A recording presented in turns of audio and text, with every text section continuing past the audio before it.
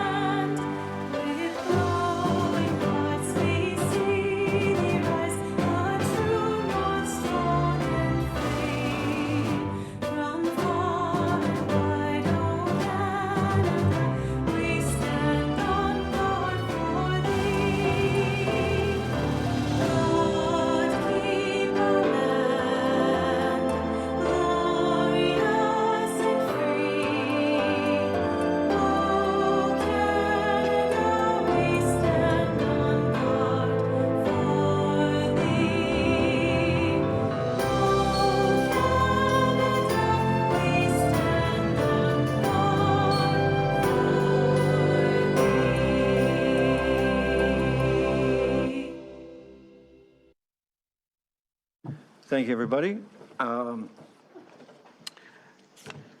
In 1820, indigenous people here began welcoming settlers from all over the empire. Soon they were helping slaves escaping from the United States to settle here too. Today, our indigenous founding partners are still here enjoying this land with us. They fish and camp under their treaty rights. Indigenous people in their thousands also live with us as neighbors and friends. Our indigenous white and black settlers created a community with an attractive degree of harmony and prosperity. In 1857, Ontario gave official recognition of Oakville as a town. At Town Hall, all of these years later, we fly the flag of the Mississaugas of the Credit beside the flags of Oakville, Ontario, and Canada. We fly these flags together to acknowledge our origins. People from all over the world are attracted to the livability we've created. We offer newcomers a warm spirit of welcome, and we offer everyone our founding story so that everyone knows what we are all a part of. We feel sorrow and distress for acts of racism and intolerance suffered across Canada and here at home. We want our future to be equitable and inclusive for everyone. The path of truth and reconciliation can unite us all. Please keep well, stay safe, and let us on council know of any chance to be helpful to you and yours. Please let us know anytime you can help increase Oakville's harmony, prosperity, and livability. Council, are there any declarations of pecuniary interest on our packed agenda tonight? No, Madam Clerk, none are declared. Okay, we have a busy little agenda. The first item of business might be to look for a mover and seconder for the minutes listed in the agenda. Councillor Longo and Councillor McNeese, thank you for that. Any objection? Madam Clerk, there being no objection, those minutes are adopted. I need the same service from you for the standing committee reports. Councillor Knoll and Councillor Shee, thank you. Any objection? There being none, those minutes are approved. Now we need two people to move and second us into committee of the whole. Councillor Grant and Councillor Duddock, thank you. There being no objection, that carries and we are in committee of the whole.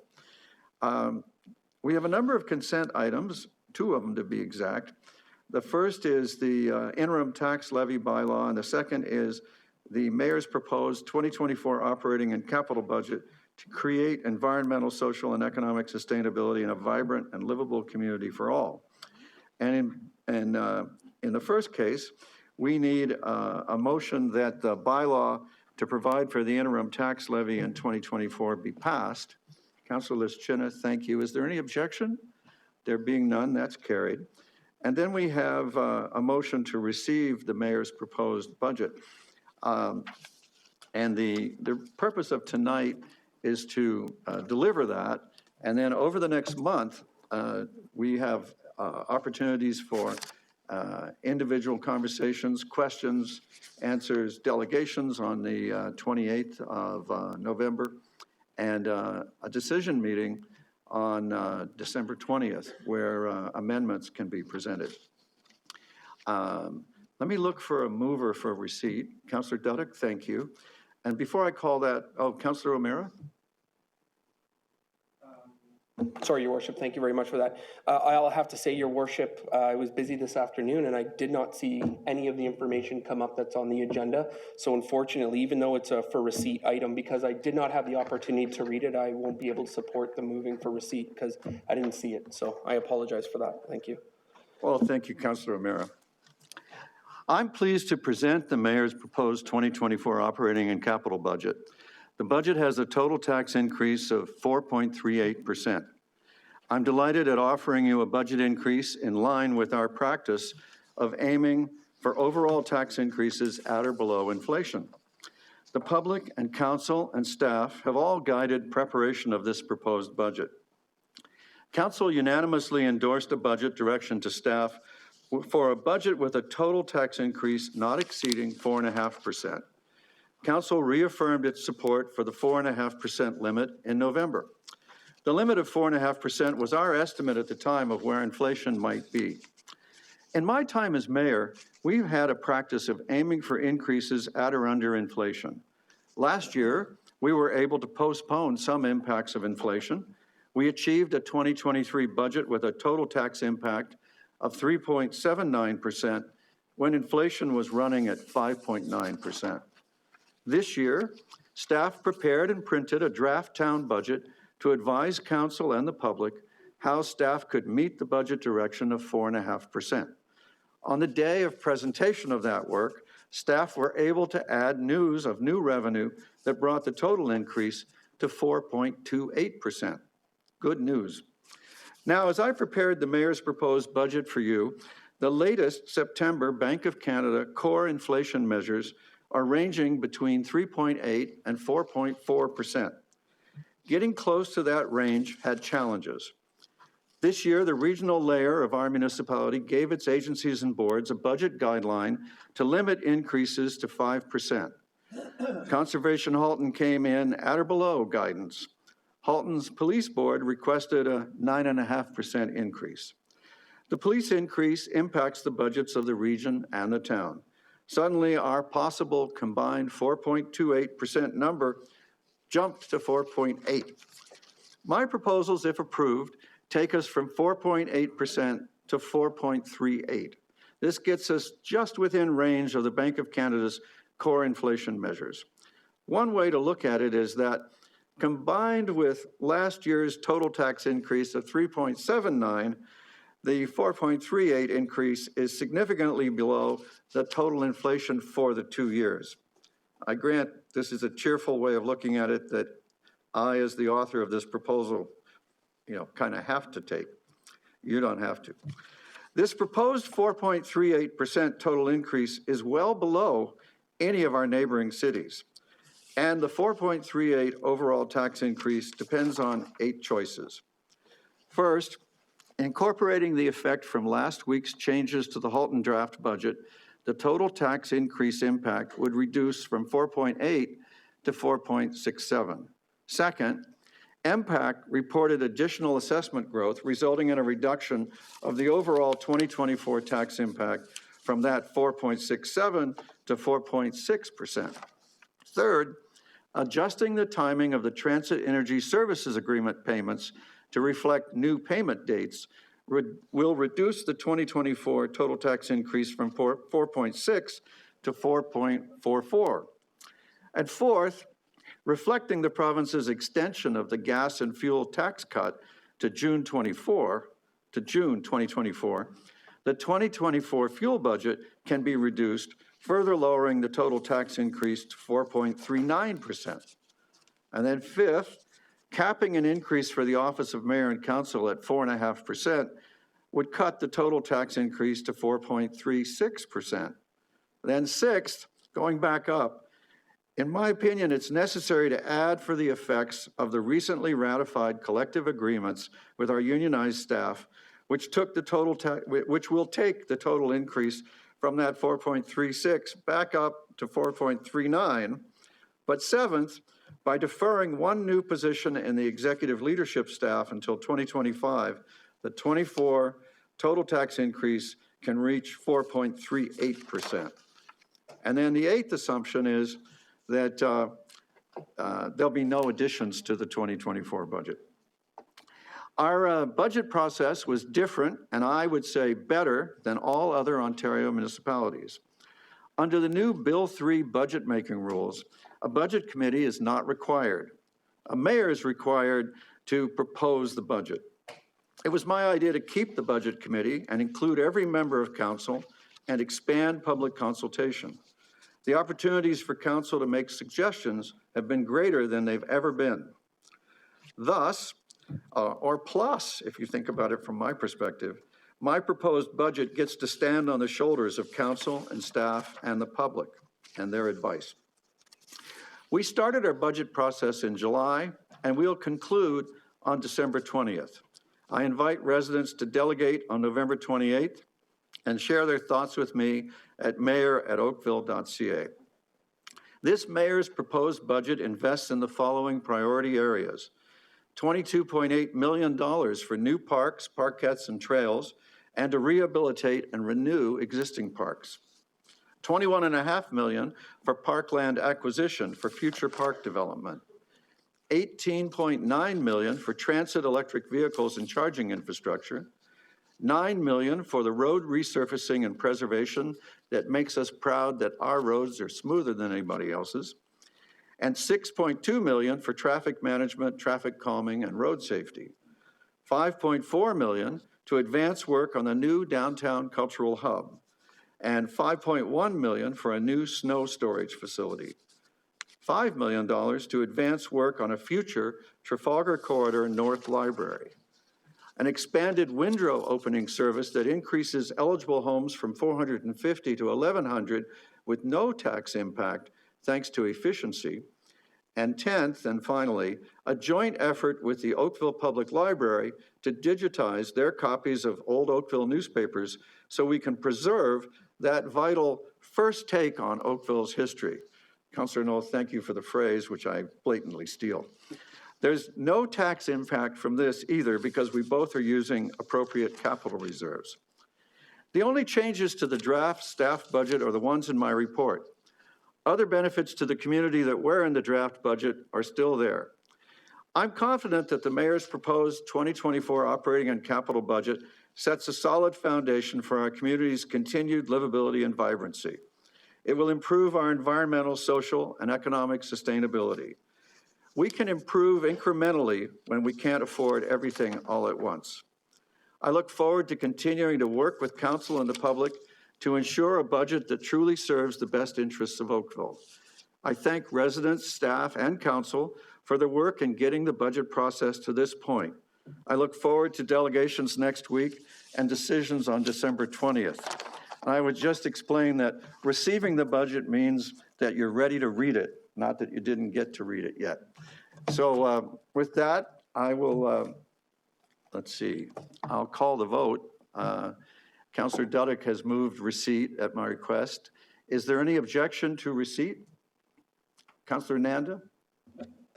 Just a quick question. So when we have the public consultations next week, you will be able to make adjustments to your recommendation if needed?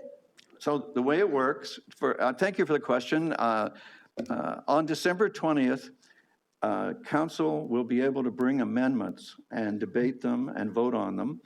And then so the public delegations will be advising council. Council can then, if they wish, adopt amendments to the budget. All right? So I should have explained that better. So thank you for letting me do that. Councillor Elger? Yeah, maybe you can explain a little bit more. Like, sorry, apparently it's not working tonight. Oh, hit a different button. I got it. Okay. Mayor Burton, maybe you could explain a little bit more, because when I read through how the budget works now, how many councillors have to support the budget? It's not exactly like it's going to be the majority, like an 8-5 or anything anymore. Can you maybe explain to the public how things have changed from a voting point of view? It's possible for a mayor to veto an amendment to the budget, and council can override that with 2/3 vote. However, I'm happy to announce tonight that I intend to accept any amendments that council passes. No, I appreciate that, because I think when I started reading about it when it first came out, how the government had changed everything, I thought, I'm not sure how this is going to go, because so if council, it's not a majority then. Are you clear now? Yeah, so it's not a majority vote. It has to be 2/3 of council voting against what you're proposing. No, that's not. Oh, so it's just a majority. 2/3 doesn't enter into it. Councillor, the budget as proposed will be in front of council for a decision on the 20th of December. Right. Council can amend it. Okay. You can amend it up, down, in, and out. Whatever amendments you pass, I will accept, and it will then be adopted as a result of those decisions. So if council were to make no amendments, then the budget would be adopted. If council makes amendments and I accept them, then the budget is adopted. And as you can tell from what I'm describing, it is a pure majority vote. I appreciate that. Thank you. That's very good. Thanks. Okay, Councillor Haslett-Thiel. Thank you, Mayor Burton. I'm sensitive to the time frame on the windrow that you have put into your proposed budget, because you have wording that says first come, first serve. And the deadline to apply for the windrow was November 17th. I personally am a little bit worried about this first come, first serve and some other elements of it. But out of fairness to people, what's the protocol? Should they all just get on like they do at the moment Parks and Rec starts and try and be the first one in the queue, or what's the deal?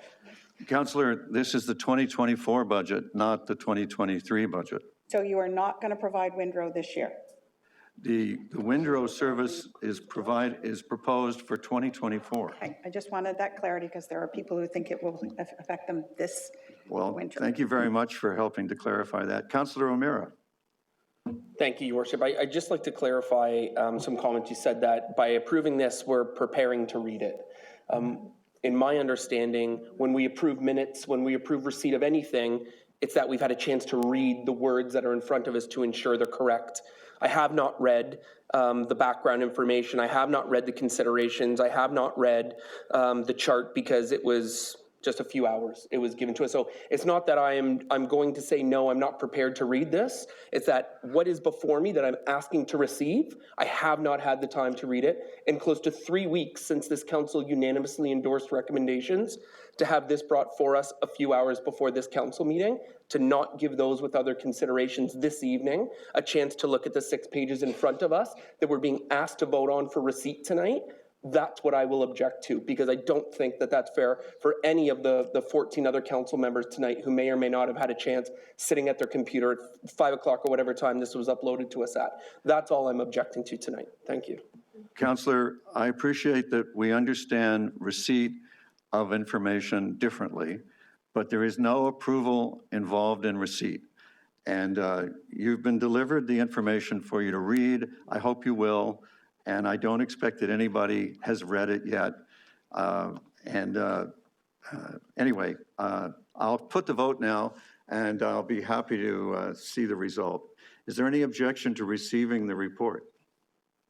Councillor O'Meara, it's close, but the report, the motion carries. Thank you, Councillor Duddick. Now, Council, we have just a few discussion items, and the first one is the 2023 Audit Planning Report. And Jade Surgener, the Manager of Accounting, is going to introduce our auditors, and we're going to review the Audit Planning Report prepared by KPMG for the 2023 fiscal year. Ms. Surgener, we are all ears. Good evening, Mayor Burton and members of council. Sorry. Good evening, Mayor Burton and members of council. Thanks for the opportunity to introduce the KPMG team to walk you through the audit planning report that's before you tonight for receipt. KPMG will discuss their audit strategy for the 2023 year end, as well as their risk assessment, which includes the implementation of 2 new accounting standards that the town is required to adopt for this year. As management, we continue to work through the implications of those standards. However, we're confident we'll be able to have it complete before the audit begins. At this time, I'll turn the presentation over to Matt Ciradelli, the Senior Manager, and Carlos Alvarez, the Audit Partner on the engagement. Good evening, Your Worship, and hello to the other members of Council. Certainly pleased to present the audit plan for the fiscal year ending December 31st, 2023. Where I would like to begin is on page 66 of your report, just to provide a little bit of an overview. As a reminder, our audit is conducted under the Canadian auditing standards, and the accounting framework is an accounting framework known as the Public Sector Accounting Standards. And as Jade alluded to earlier, there are 2 notable changes in the underlying accounting standards that will be effective for the fiscal 2023 year. It might be easier to flip a few slides into the presentation onto page 66 of the package. A few more pages, please. Thank you. From an audit strategy perspective and in terms of our risk assessments, we will spend the majority of our time on the items that we would consider to be the most significant and material. At the bottom right-hand section of the slide, in terms of the risk assessments, again, we will audit those 2 new accounting standards, and we will also spend the majority of our time on your tangible capital assets, certainly your post-employment benefit liabilities, revenues, and your operating expenditures. So those areas of focus remain in place and are consistent with the prior year.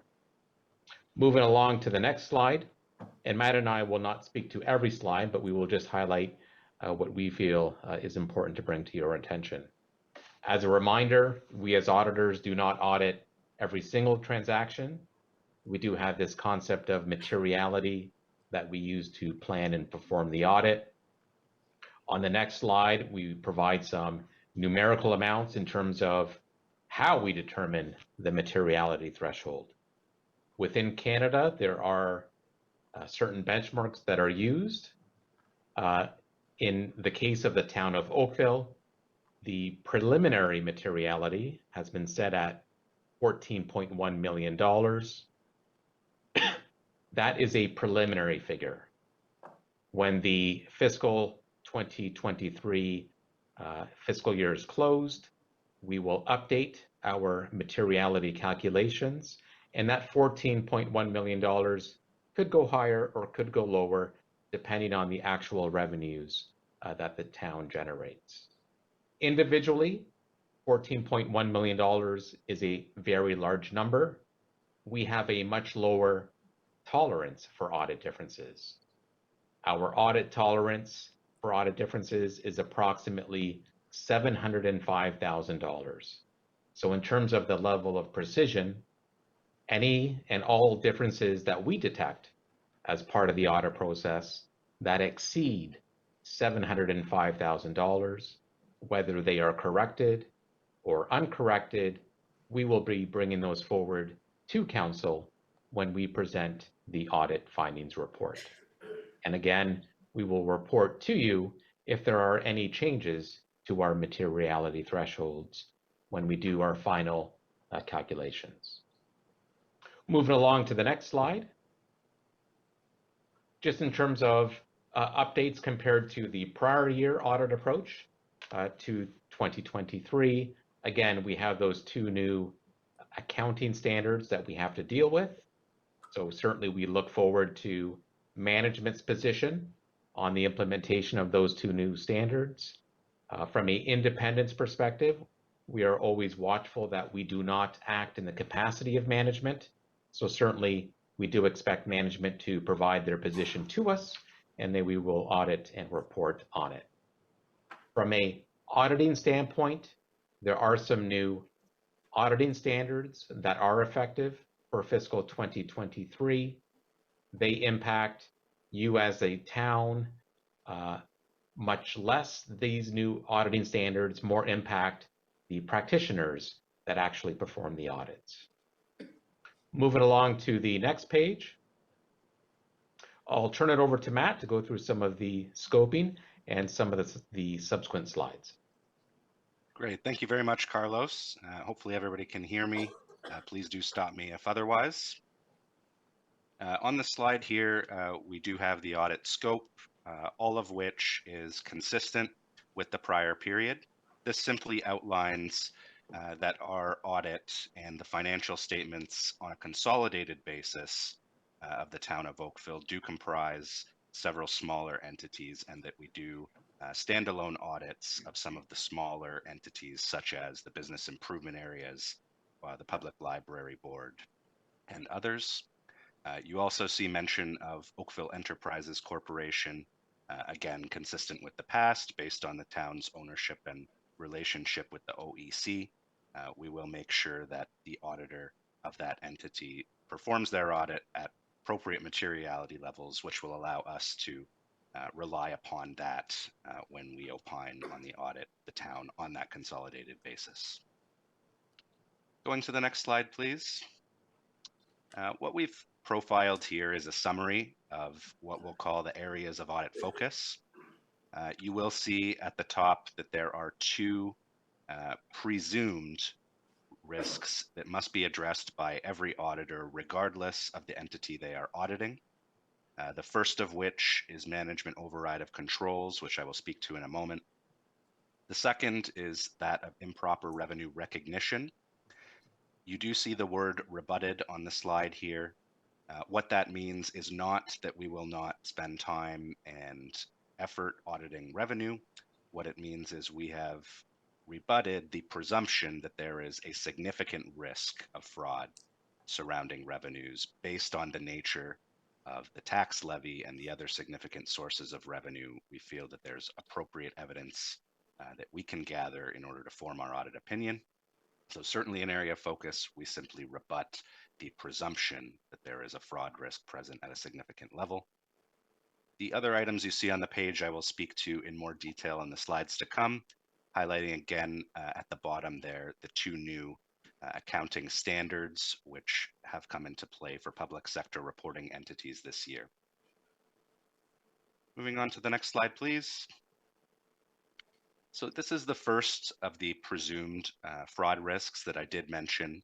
Consistent with our past reports, as would be required, because this must be addressed in every audit we perform in Canada, we acknowledge that management by default plays a key role in all financial reporting processes and controls. Therefore, they have the ability to override those controls should they wish to.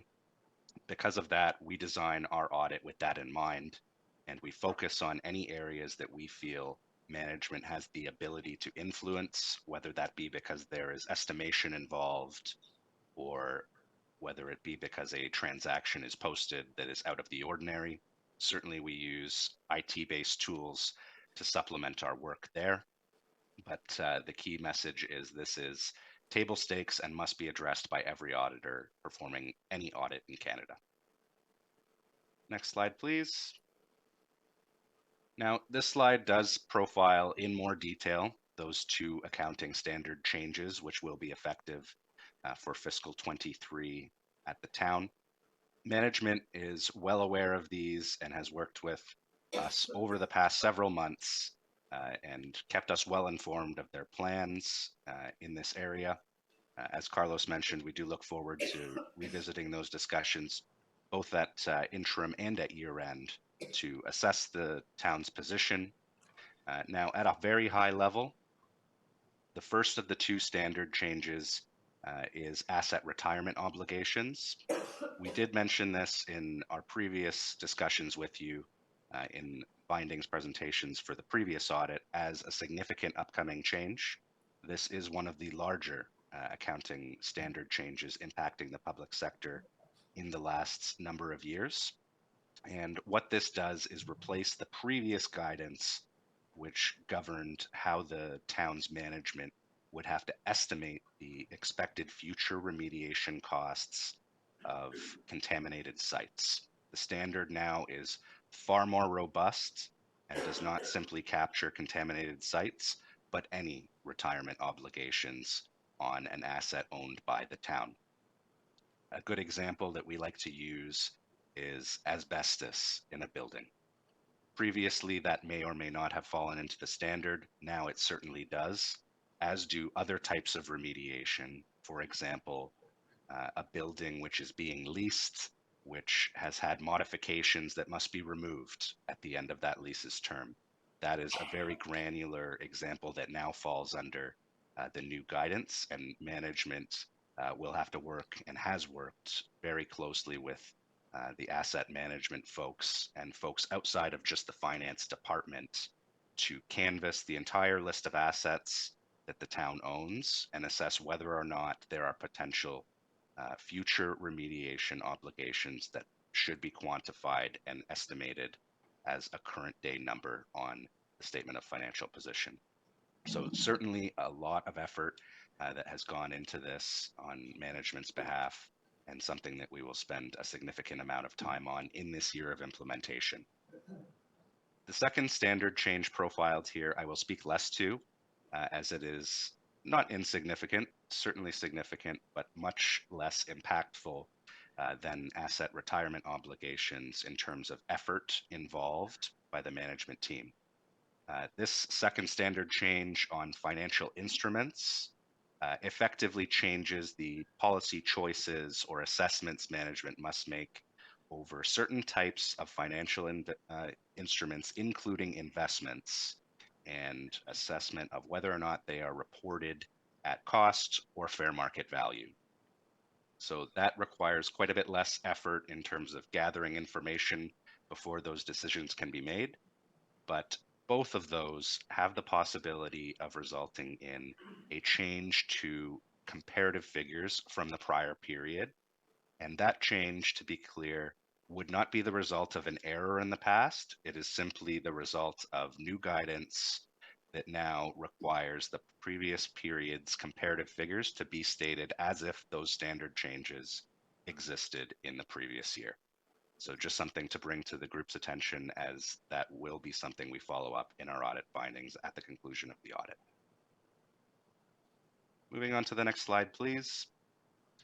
Now, I'll go a little bit more quickly through the next two, as these are what I call the meat and potatoes of the audit, the areas of audit focus, many of which are consistent year over year and would be an area of focus for any audit of a municipality or equivalent. Certainly, revenue recognition, as I mentioned, is an area of focus. We will substantively test a sample of developer charges and contributions and ensure that revenue is recognized in accordance with any milestones on those projects. We will also look at funding received from other levels of government and ensure that that funding agrees with the terms of any contracts or agreements. And we will perform statistical analysis over the tax levy and other types of revenue to complete our work in that area. Tangible capital assets, again, would be table stakes for any audit, certainly consistent with our approach from the prior year by default, as tangible capital assets, your roads, buildings, and infrastructure make up a very significant number on the financial statements. And as I mentioned, this does tie directly into the asset retirement obligation that we discussed, as the tangible capital asset base is what those retirement obligations would stem from. At the bottom of the page, the employment post-retirement benefits, again, consistent for our audit plan year over year. This is an area of significant estimate in the financial statements that requires management to work with a third-party independent actuary in order to estimate the current day value of those future obligations. we will work with management to ensure that the actuary was provided data that is sufficiently precise in terms of employee records and census data so that the basis of which their report was formed on is valid for use in computing this accounting estimate. Moving on to the next page, please. The next areas of focus, operating expenditures, including salaries and benefits, certainly something we will substantively test. We will look at a sample of invoices or equivalent supporting documentation for non-payroll expenditures, and we will also perform cutoff tests surrounding the fiscal year-end period to ensure that any material expenses which may not have been invoiced prior to the end of the fiscal year are appropriately captured if they relate to expenditures that pertain to that fiscal period. We will also work with the team and management to test salaries and benefits expenses via a separate procedure. Our testing there will involve attribute testing to ensure that the records flowing through the payroll system do agree to employment contracts and other records that would be kept by the town.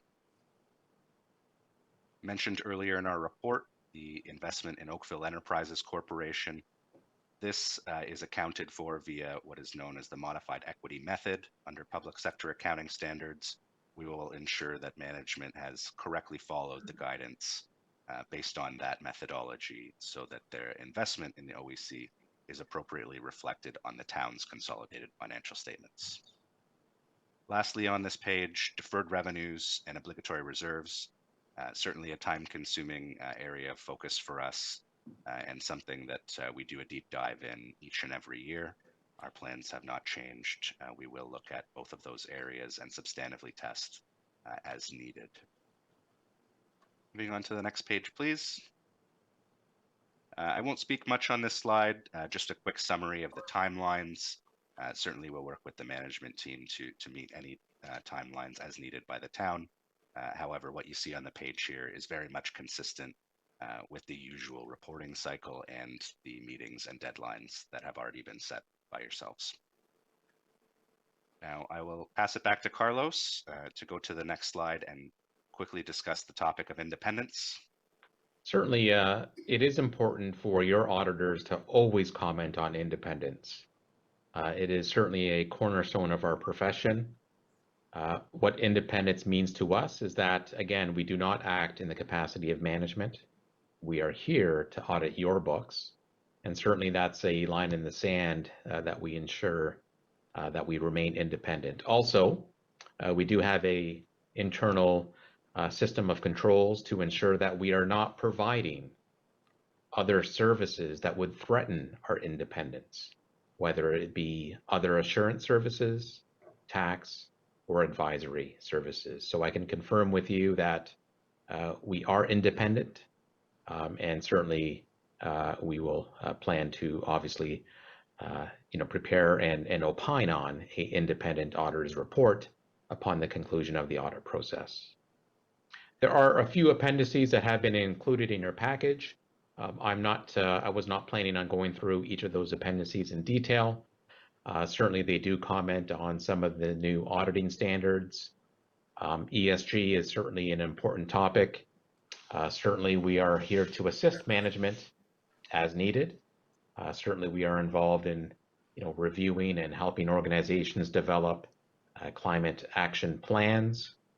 What is not included in these appendices is material on cybersecurity. We would have provided some insights on cybersecurity in previous audits. Certainly it remains extremely important, and certainly we're available to support the organization, again, on a as-needed basis. In terms of technology, we do continue to invest in technology. We do have an exciting new tool called MindBridge, which is a Canadian-made tool that will actually be rolled out to every audit at KPMG globally in 2024. Certainly, we are just working through some pilot stages, and we will try and implement that If not for 2023, certainly it'll be in place for 2024. That would conclude what I would refer to as the formal topics as part of an audit plan. So with that, back over to you, Your Worship. Thank you very much. Council, questions are in order. Councillor Adams.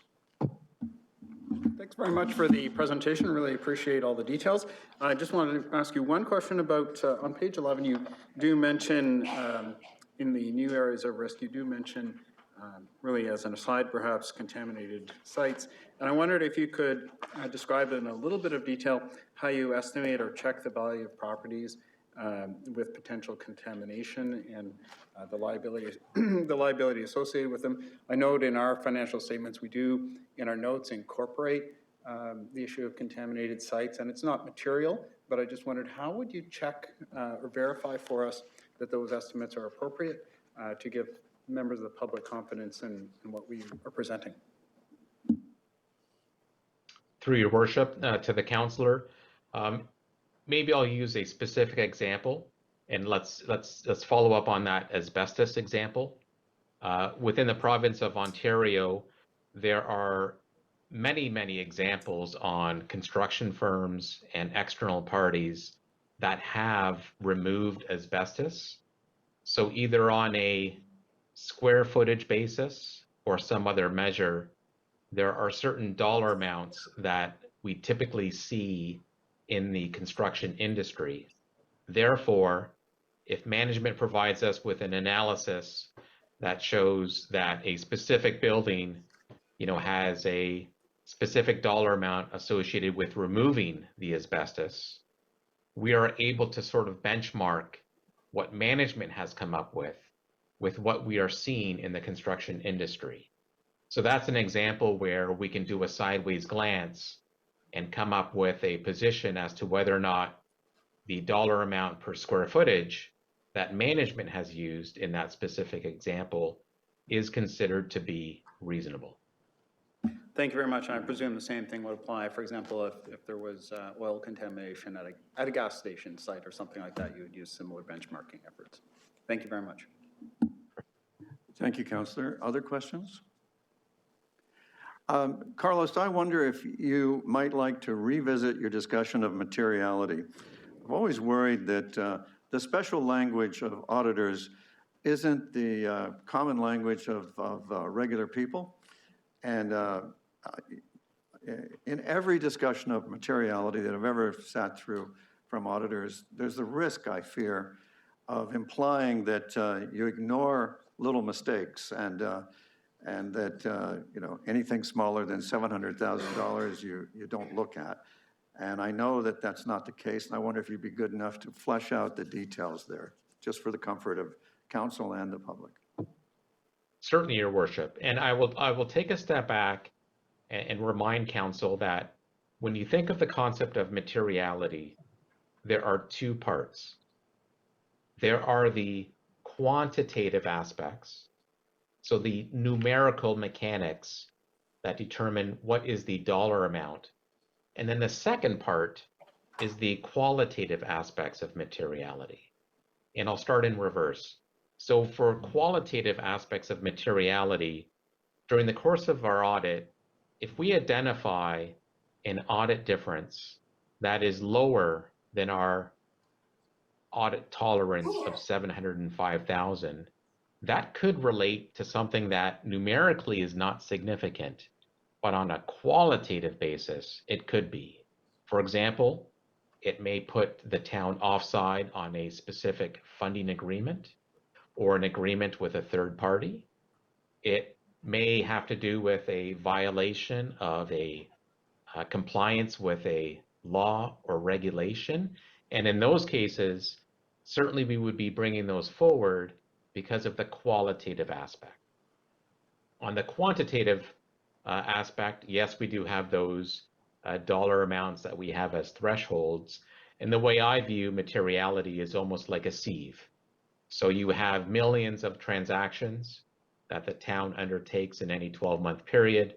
We use that materiality sieve to sort of identify firstly, what transactions are most significant, and then in the remaining populations, we do use some statistical tools in which we will input various parameters, and our audit software will tell us how many transactions to test so that we are able to confidently provide an audit opinion even without auditing every single transaction. All righty, well, thank you for that extra explanation. Who would like to move receipt of the information? Councillor Longo, thank you. Any objection? There being none, that's carried. Council 10.2, the Community Energy Partnerships Report is next. And Savraj Mann, our Manager of Corporate Strategy, is available with a presentation. I recommend we give our attention to him. And we have delegations from Hart Jansen and from Michelle Collum, the Chair of Future Energy Oakville, and Wayne Steffler, the Executive Director. Mr. Mann, we are all ears and eyes now. Thank you, Your Worship and members of Council. Staff does not have a presentation, but we are available for questions either before or after the delegations.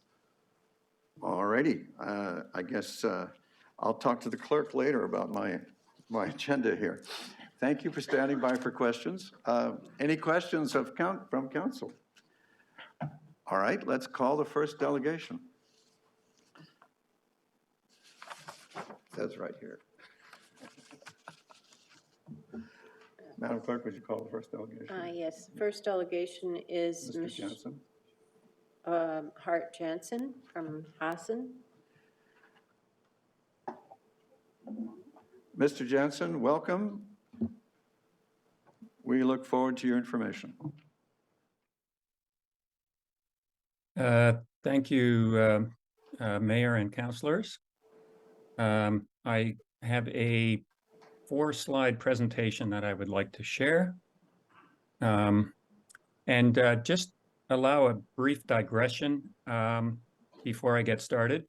Hassan would like to state its strong support to the Coronation Park Residents Association on their position regarding the next agenda item 10.3 on the design improvements for Woodhaven Park Drive and Westminster Drive. We strongly support Coronation Park in their desire to maintain and enhance green infrastructure and to introduce only the absolute minimum required gray infrastructure, as is now official town policy. Again, apologies for that brief digression. And could we go to the next slide, please? So just I'm going to make a few observations, ask a few questions, and make a few recommendations. I believe that Oakville residents may be uninformed or confused by the current state of climate action in Oakville. The most recent report received by Council from staff on climate action in July seems to indicate that a previous initiative to help establish a commercial enterprise that would implement home energy retrofits may have been abandoned. As this was one of the key projects defined in the community energy strategy, the status of this initiative is critical. A number of other key climate action projects mentioned in the community energy strategy that were to have been overseen by Future Energy Oakville are not mentioned in the July climate action report. Future Energy Oakville is currently operating on a skeleton budget with less than one full-time employee. The original plan called for Future Energy Oakville to have about 7 full-time employees in 2023 with a budget in excess of $1 million. There has been no news that I'm aware of following the fundraising study that FEO commissioned that was to have been completed by the end of September. The hope for unanimity on community climate action at Halton Region has failed to materialize, at least at the present time. And there's no forecast date for the presentation of a Halton Community Climate Action Plan at Regional Council. Next slide, please. So I think the following questions are pertinent. The agenda of this council meeting regarding community energy partnerships indicates that council is ceasing its involvement with the Oakville Energy Task Force that developed the original community energy strategy. So the question is, what is the status of the Oakville Energy Task Force? The community energy strategy was referenced in the climate action report from staff received by council in July. Will Future Energy Oakville now be responsible for revising and maintaining the community energy strategy?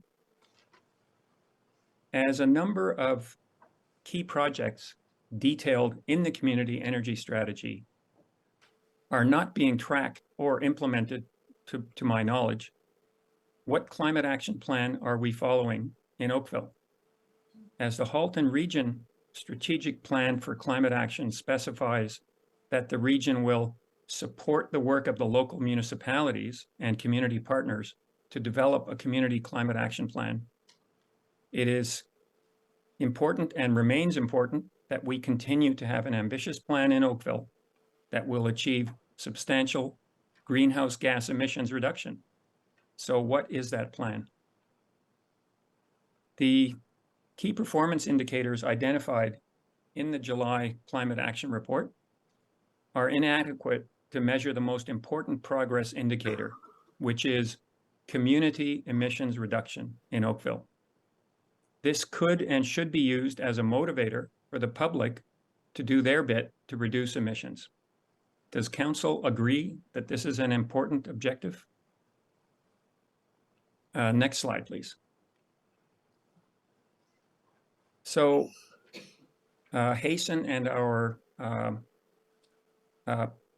affiliated climate advocacy group, GASP, recommend that council and the public would benefit greatly from identification and measurement of more meaningful direct and indirect performance indicators for the achievement of objectives stated in the community energy strategy. Unless this will be done as part of the Halton Community Climate Action Plan, we recommend that FEO also be tasked with developing a plan to define the performance indicators that will be tracked. Given that council is choosing to be more reliant on FEO to achieve climate action objectives, we recommend that Oakville contribute $200,000 to the FEO budget in 2024, rather than the planned $50,000, and make efforts to find and encourage other sources of additional funding for the FEO for 2024 and beyond, as the FEO has critical objectives to be achieved and needs additional resources to make those happen. And given that the Halton Community Climate Action Plan is vital to achieving climate action goals in Oakville and in Halton, we recommend that the mayor and regional councilors do whatever is possible to help achieve the necessary consensus among municipalities in Halton to enable the Halton Community Climate Action Plan to be initiated and to be successful. And we hope that Mayor Burton's attendance at COP28 in Doha, if that indeed transpires, provides inspiration for the leadership we need to agree on and implement a climate action plan in Oakville and Halton. Thank you for your attention. Thank you very much, Mr. Jansen, for your information and your good wishes. Are there questions for the gentleman? Thank you, sir. Madam Clerk, would you call the next delegation? The next delegation is Michelle McCullum and Wayne Steffler from Future Energy Oakville. Welcome, FEO. Council looks forward to your information. Thank you so much. Good evening, Mayor Burton and members of council. It's lovely to be here this evening.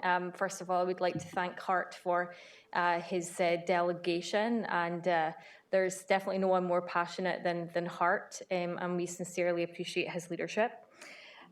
So Wayne and I are delighted to delegate on behalf of Future Energy Oakville this evening to share some exciting updates and to respectfully request the release of budgeted funding.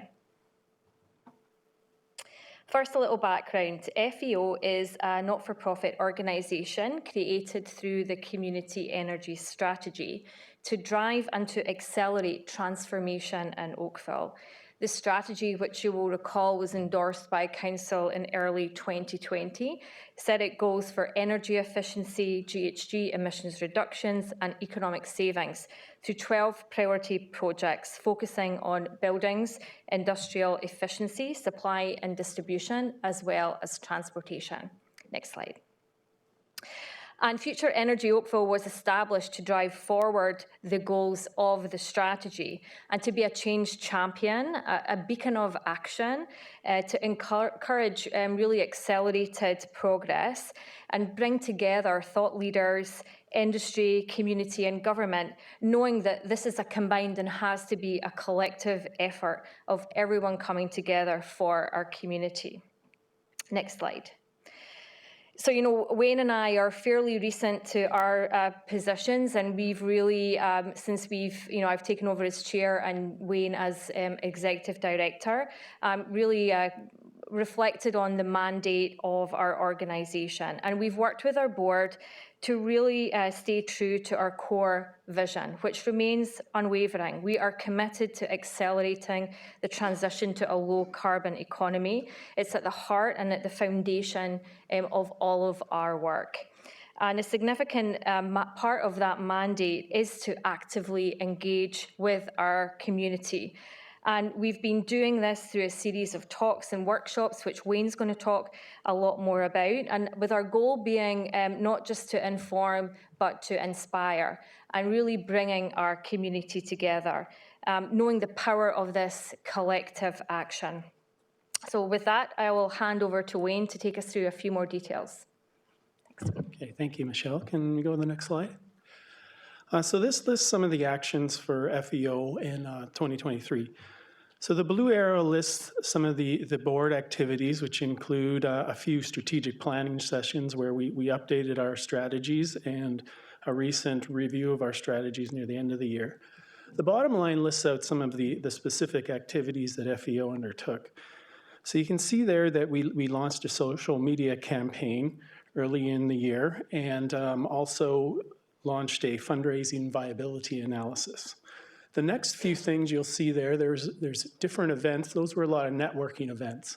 And that allowed us to establish contacts of well over 30 contacts of different people in the energy sector. In April, you may recall, we delegated for the Midtown development, and from that we developed a white paper on green development standards for consideration. And then later on in the year, I attended a Niagara Climate Change Summit where we talked about Future Energy Oakville and the community energy strategy as they're looking to embark on a similar path. And in November was when we had a very great event in partnership with the Chamber of Commerce and the Professional Engineers of Ontario. It was Moving Energy Forward. And we worked with the Chamber and PEO on the development of that agenda and also securing the community speakers within that. That also included 7 podcasts that I hosted with various experts on different energy-related topics prior to the event. Next slide, please.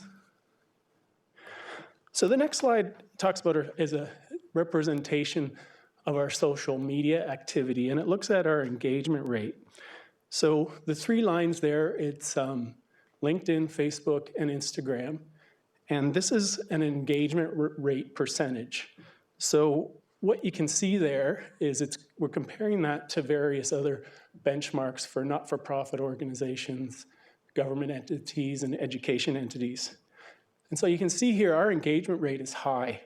So what you can get from that is that our content, it's resonating with people. They're stopping and looking, and they're interested in it. So we're very pleased with that activity. Next slide, please. So part of the strategic planning that we did over this year, we looked at our structure. So this is how we envision moving forward. So you can see on the left bubble is, we're calling that community energy strategy planning. So that's the town and FEO working together to develop plans, working closely, making sure our strategies align, and looking at ways we can engage the community. Then we have a top bubble where we're calling core collaborators. We also feel that group, which includes OEC, the region, Enbridge, and IESO, those folks we need to meet with regularly too and make sure that our strategies and work aligns. The next one is the community as a practice. So this you can see has a lot of the previous task force members.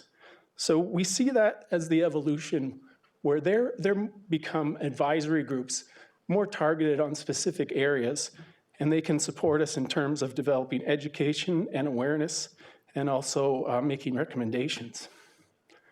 And then the final group is other not-for-profits, other energy not-for-profits. So there's several other entities that have similar mandates.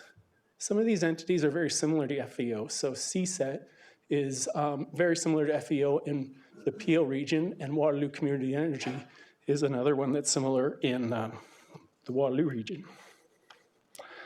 Next slide. So this gives you an overview of our expenses to date, revenues and expenses to date. So the revenue that we've received is on the left, broken down between the community and the town. Expenses are in the middle. And then also on the right is just listing in-kind support we've received that we've estimated the value of. So you can see here right now, as we move into the next year, we have a reserve just a little north of 200,000. So this will certainly help us to execute our plans for 2024. Next slide. So the next few slides are the proposed plans that we want to work on with the community, with the town. So they include, supporting the development of an energy coach, supporting more plans for district energy. You go to the next slide. Supporting the low carbon mobility plan and the advocacy and community of practice. So we want to do several thought leadership events, several discovery workshops, and more podcasts. Next slide. So now that we've done our analysis, we want to launch into a fundraising campaign. And then finally, policy engagement support. We want to be available and get involved in the development of any of these projects, the Green Development Standards, Integrated Energy Master Plan, and also that review of the community energy strategy. I'll pass it back over to Michelle. Great, thanks, Wayne. If we could go to the next slide, please. So our ask today is for the release of the already, we believe, budgeted funds. So releasing the 50,000 that was in the 2023 budget, and should the 2024 budget be approved, release of those funds in 2024. And then also consideration of a further 50,000 in 2025. Now, just noting Hart's comment in his presentation, we recognise that at this time, the town, the region are under enormous pressure. We really want to see how we can harness fundraising in the community. Certainly members of council, mayor, if you have ideas of how we could do that, we would welcome that. But we're really trying to be respectful of the other pressures that you have at the moment. Next slide. So thank you so much. We're here because we believe in FEO. We know that it's not been a linear road to getting here today, but we are here to take this organisation forward and make it successful. We have done so much work together, and we need that momentum to continue. And we thank you so much for your support in helping to make that happen. Thank you. Thank you very much for your information and for your enthusiasm and your interest in the goal. We have questions from Councillor Elgar and Councillor Hazathiel and Councillor Longo, and I would just like to kick questions off by asking you if you could describe for council and the public what's your preference for the method of relationship with the town that would preserve what might be the necessary appearance of independence in the community. How do you want to relate to us? Do you want a member of council on your board? Do you want to just report? What's your preference? So I think a few things there. Thank you so much for the question, Mayor Burton. So I think us having a close relation with staff at the town is really important to ensure that the work that we do really aligns with the work that the town is leading.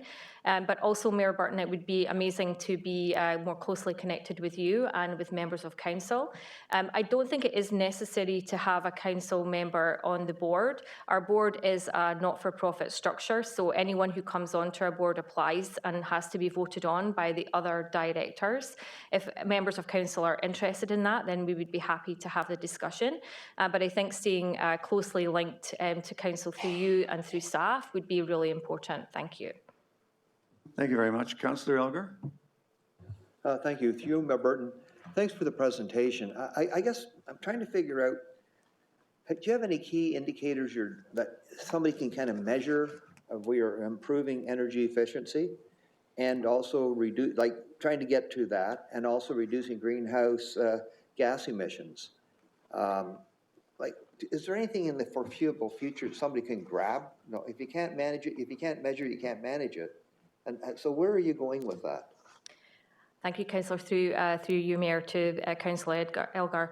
So I think the key point for that will be with the refresh of the community energy strategy. So as we go forward every 5 years and actually benchmarking, I think to your point, though, we can certainly discuss, and we've been having discussions about how do we actually make this measurable annually. It is challenging because of the enormity of the information and data that needs to be collected to do that. But I think we can come forward next time to council with something more specific and working with town staff as well. So how long is that going to take? Because it's hard to get buy-in when we talk up at the 30,000-foot level until you can relate to people and to the pocketbooks and whether they can actually save money long-term by changing how they do things from a heating point of view or whatever else.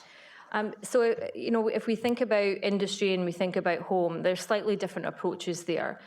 We know that there are different programs available, although recent announcement about the availability of the federal funding is a little worrisome. However, what we believe we can do is help. We have so many amazing engineers in the Oakville community who actually want to help. So if it's an individual who's looking for advice on their home that maybe doesn't want to go to, an energy advisor, that's what we're looking to do, is actually create more of a network that can actually help support. We can share more information about how the public can access more data. So if you're, looking to replace your heating system, want to look at a heat pump, we want to ensure that we can have people on hand that can really help support that. And, again, it's important for us to be aligned with town staff to know what OEC are doing in that realm, to understand what you're doing in that realm, so that we can fit into a space that really bonds the community with the town and OEC. That's where we see ourselves. So I think there's lots of opportunities there that we're exploring. So I think there's lots of opportunity, but I don't think anybody is aware of it. Of what you're trying to do and what you have the expertise to do. So when will the public learn about this? Well, I think they're learning more now, Councillor, through you, Mr. Mayor. Through the work that we'll do, the podcast that Wayne's been leading, the projects and the events that we're leading with the Chamber, we really need to create a groundswell of knowledge about FEO. That has been missing. So who can they contact? Do you have an email address? Yeah, so we have Future Energy Oakville has a website. We now have a chat bot, so you can actually speak to some Can you spell out exactly how people would find out? What did you say it was for going to your website? Yeah, so we have contact information available on our website where people can get in touch with us to And your find out more. website is? Future, is it feo.ca? FutureEnergyOakville.ca. I thank you for that. And, you know, I think it's just a matter of people not knowing about what you're trying to do. I think what you're trying to do is great, but I don't think it's getting out there to the general public yet. So I thank you. And I'll just mention that's part of, we are now in the next month going to be reviewing our budget. And with the additional support, I'll be proposing additional investments in media to get the word out more. So you can then help people say, okay, I want to get rid of my gas furnace. And should I get a heat pump or not? And then am I going to need a lot of auxiliary heating depending on where I live? And because I'm hearing now that they're talking about, okay, you get a heat pump, but then I'm hearing you need auxiliary heating when it gets really cold. And I think that's where people are kind of saying, geez, I don't know what to do. Yeah, part of some of the plans that I've been talking with folks at ASHRAE, which is the heat and utility international enterprise, and about having community events where we get more into specifics like that around, you know, what are the things you need to know, what are the pros and cons, and some of the concerns about, is this going to, you know, heat my home when it gets really cold, that type of thing. Well, that's where they need the factual information that, you know, you might have or hopefully will have based on what you're saying, who's on the board. And okay, thank you very much. Appreciate it.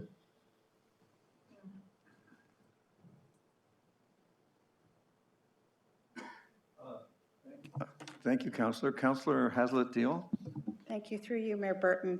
Michelle, Wayne, thank you very much for coming, and thanks for the renewed energy that you have put into FEO. You kind of got handed a ball that you're a little bit behind and you have to play catch up, and you've been very humble today and not bemoaned how difficult it is to play catch up. So I appreciate that. But there is a huge task in front of us, and there is a big gap in terms of people's perception of our commitment to a community energy strategy. And you heard from HART's delegation a real level of skepticism, and it's not just HART. The emails come in quite steadily. What are we going to do to live up to our commitment that we have a climate emergency? So I think the moving energy, I think trying to raise the awareness that FEO is there. I have just a few follow-up questions. You mentioned the Energy Coach program. So are you taking on the Energy Coach advisor kind of role, or is that something, because the town budget has put an Energy Coach in the building services group. So can you just clarify what's your role versus what the Energy Coach is? And I'm going to look for staff to perhaps help with that.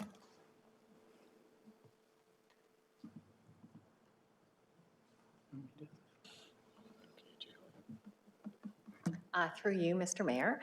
So yes, Building Services has put together a request for, we're calling it we did call it a coach originally, an energy advisor, who, as people are doing renovations to their homes and they require to go through the town for permitting and whatnot, that we have an advisor on staff that can help them with that. That's not everyone in the community, though. People who are not renovating their homes and are looking to replace, for example, their furnace. What coach is available for them? And there's a few other options that we could look at, and FEO is one of those. I'm going to pass it back over to the delegation, but ours is very specific to when they have to come to the town as part of the approval process for a renovation. Okay, so thank you for that clarification. So then what do you see the Energy Coach? I mean, you mentioned chat, you could chat or whatever, but I mean, this is detailed stuff that people get a little bit terrified about. You know, well, if you take that away, am I going to be hot? Am I going to be cold? How's it going to work? Are you advising that you'll be able to, you know, with a level of frequency and consistency, provide that support? Thank you, Councillor. Through the Mayor to you. So I think what we want to do is fill the gap.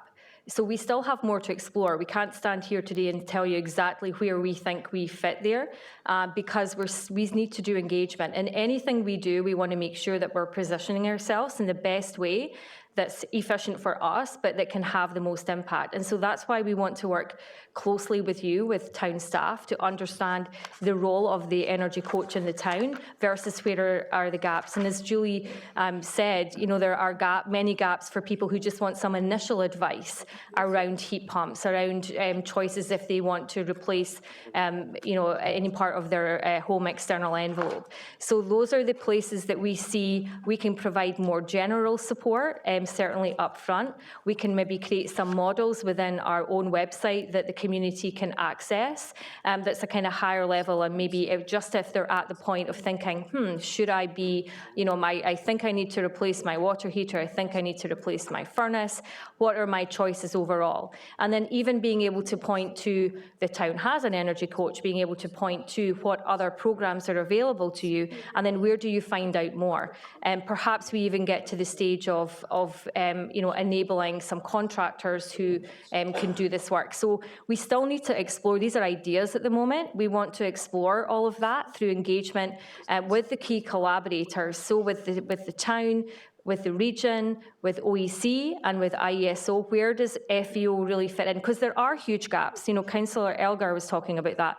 We need to make sure that we're bridging those gaps in a way that is not competitive, but is collaborative, and being that glue that really kind of fills in all of the gaps to be able to ensure that our community can find the answers that they need.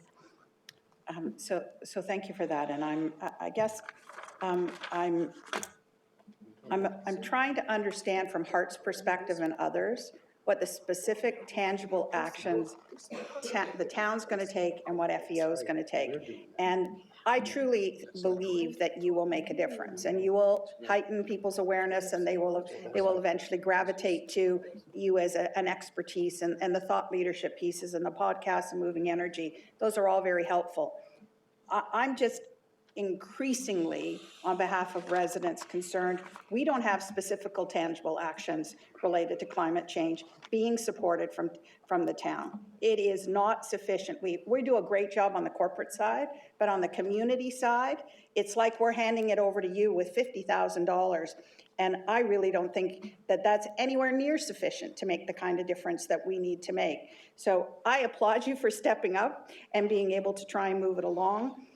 If there were specific measurables that you can do even more, I'd be more than pleased to advocate for more money for you, because we have to get on with this. We need KPIs and specific actions, and Hart shouldn't have to come out every single time and tell us this is just not enough. So I encourage you to find some of those specifics, and if it's a narrowed focus but you're going to excel at it, that's great.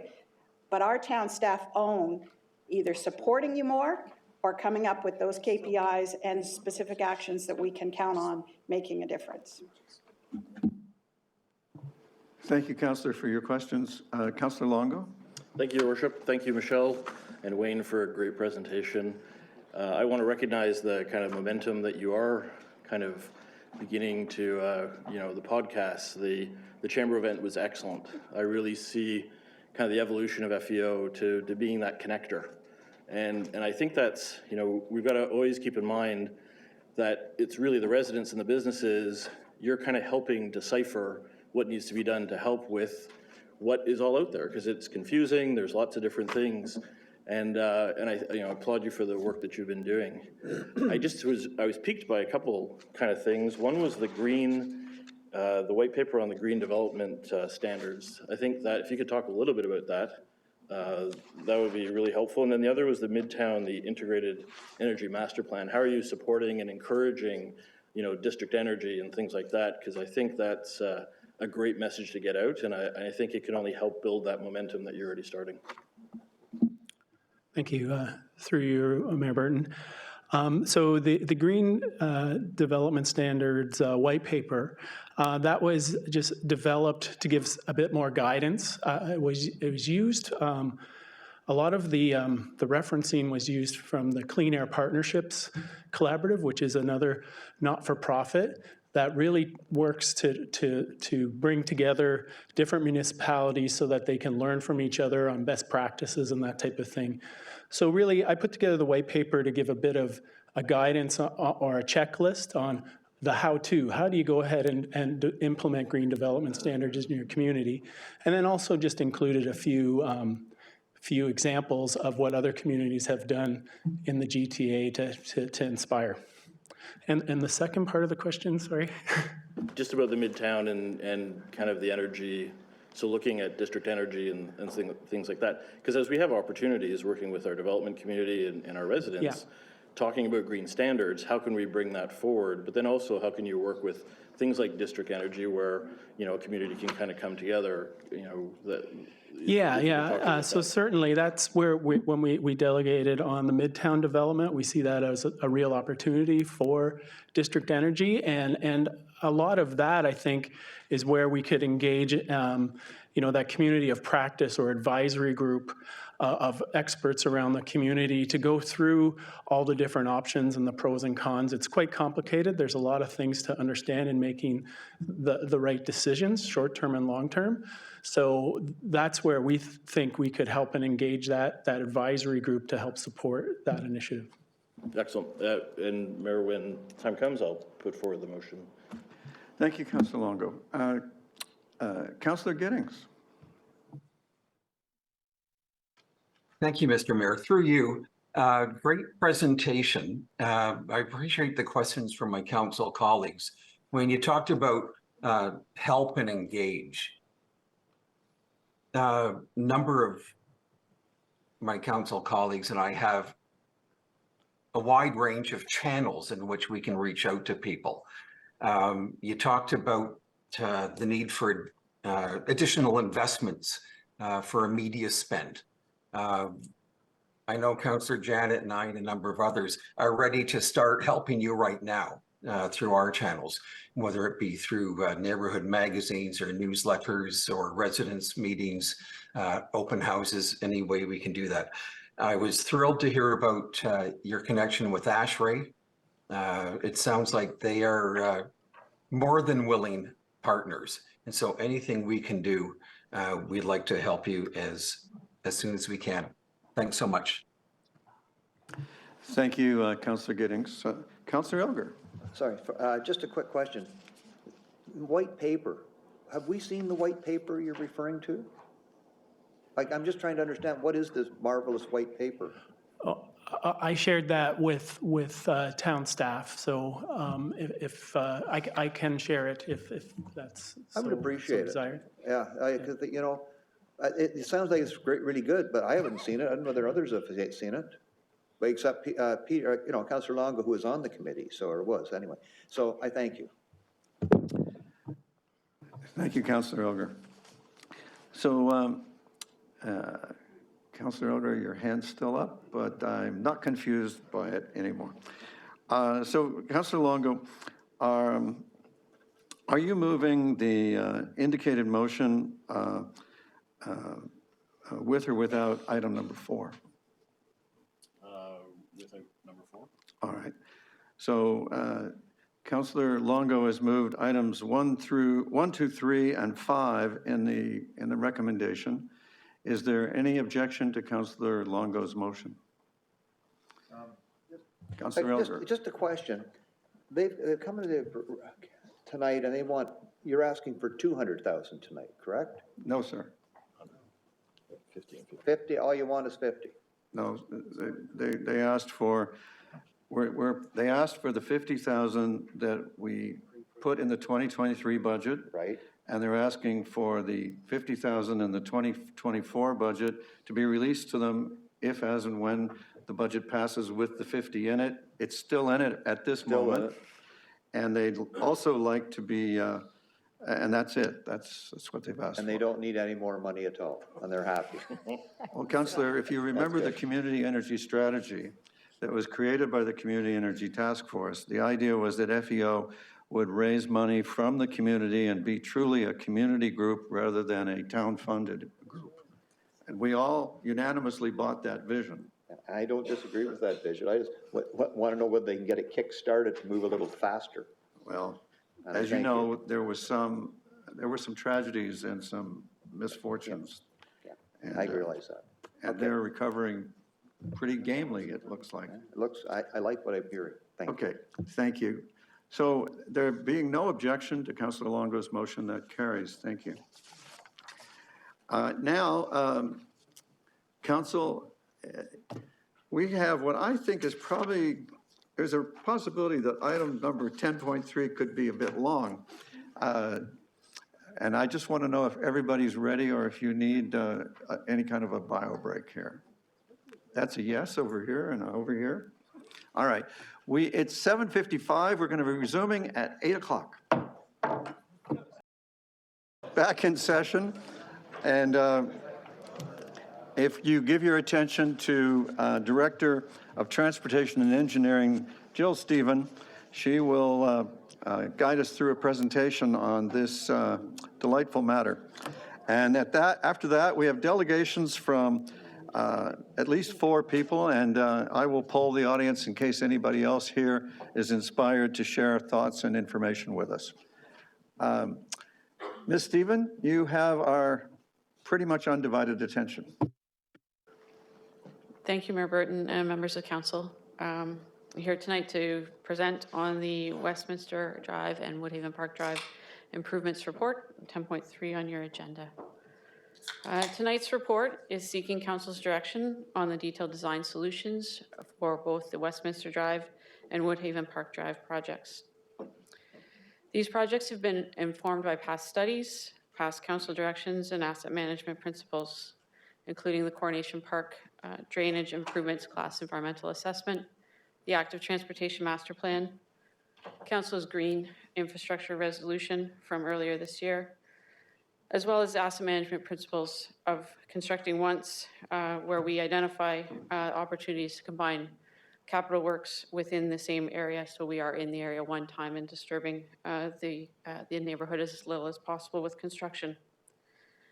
We are seeking direction on the detailed design tonight because the recommendations differ from what has been presented to you before. We are recommending deferral of the sidewalks that were identified in the Active Transportation Master Plan for further review as part of the ongoing Transportation Master Plan update. And we are recommending that a storm sewer and curb and gutter be constructed on these streets to address the storm drainage concerns that have been identified.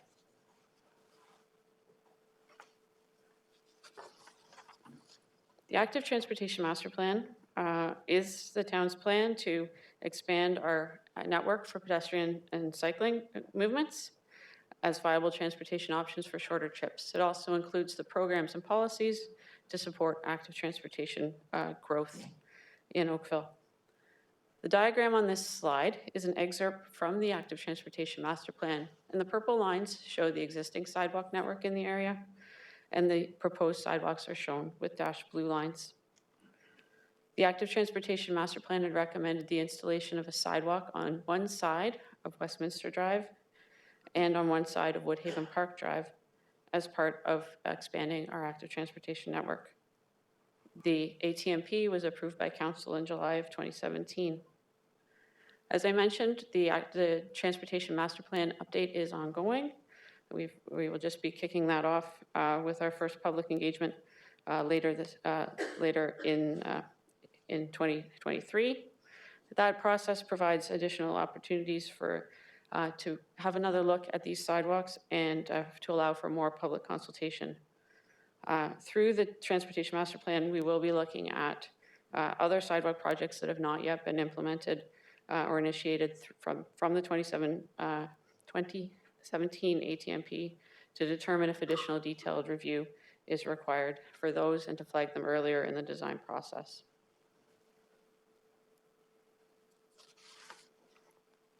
The Coronation Park Class Environmental Assessment study was completed in 2017 as well. This study was done to identify and assess drainage improvements required in the Coronation Park area and to develop an improvement and implementation plan for these actions. The diagram on the left of this slide is an excerpt from the EA showing recommendations in the area of Woodhaven Park Drive and Westminster Drive from the study, and the photos on the right are of the Coronation Park East Drainage Channel, which was one of the recommended projects out of the study. The EA study evaluated alternatives based on evaluation criteria such as their functionality, their environmental impacts and benefits, and societal factors. In addition to the Coronation Park East Channel, this study also included the recommendations for Westminster Drive and Woodhaven Park Drive. The recommendations for Westminster Drive and Woodhaven Park Drive were similar in that they both recommended the construction of new storm sewers, driveway and roadside culvert replacements, ditch regrading and landscaping, and the use of low-impact development or best management practices where feasible.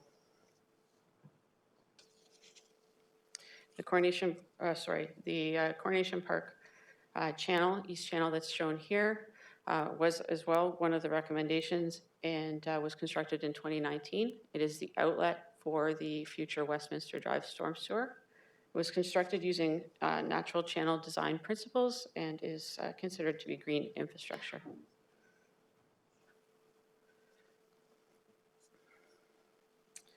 This slide here focuses on Westminster Drive. This report has been prepared both for Westminster and for Woodhaven Park Drive, but the design for Westminster has progressed in advance of Woodhaven and is further developed. The town receives a number of drainage concerns regarding the drainage conditions on Westminster Drive, including standing water in the ditches, deteriorating road driveway culverts, the maintenance of the ditches, the maintenance of the culverts, and basement flooding. And these concerns happen in the frequent storm events, are not just limited to the infrequent or 100-year storm events. This diagram here shows the existing conditions under a 100-year storm event and what the flooding implications would be if we were to have a storm of that magnitude with the existing drainage infrastructure that's in place. The blue line shows the extent of that flooding or the water that's above the ground level. You can see from this diagram that runoff would not be well contained within the existing ditch system, leading to flows spilling onto several private properties. We do also know of flooding that occurs in those smaller storm events. Just regrading the ditches will not be enough to contain the flow. And the Coronation Park study, as well as our recent analysis, has shown that a storm sewer is required to assist with that drainage.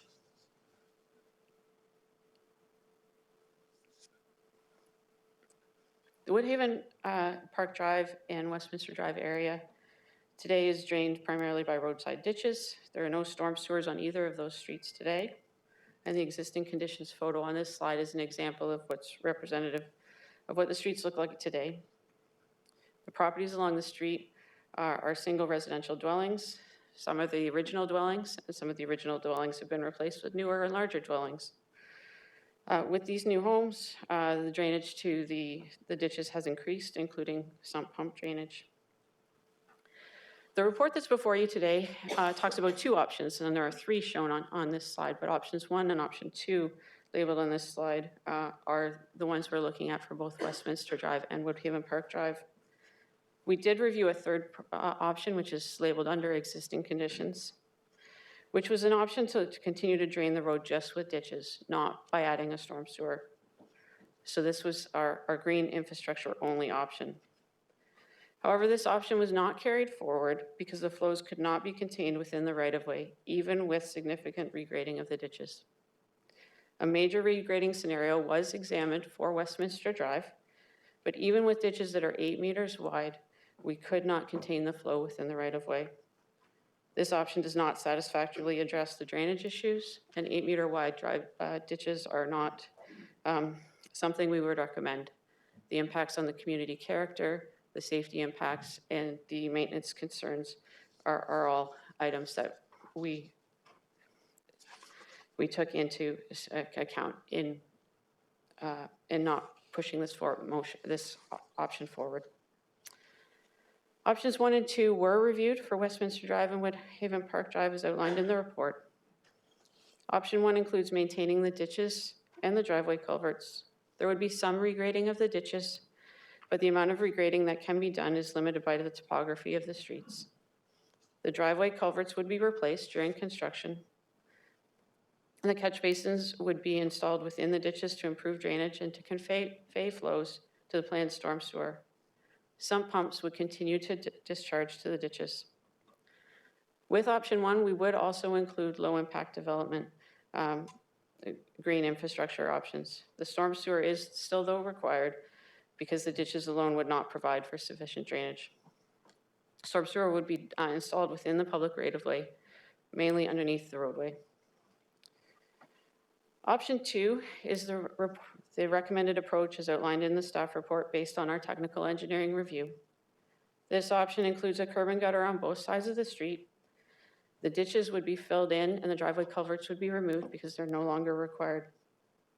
The catch basins would be installed within the roadway to collect the storm drainage, and there would be a storm sewer as well.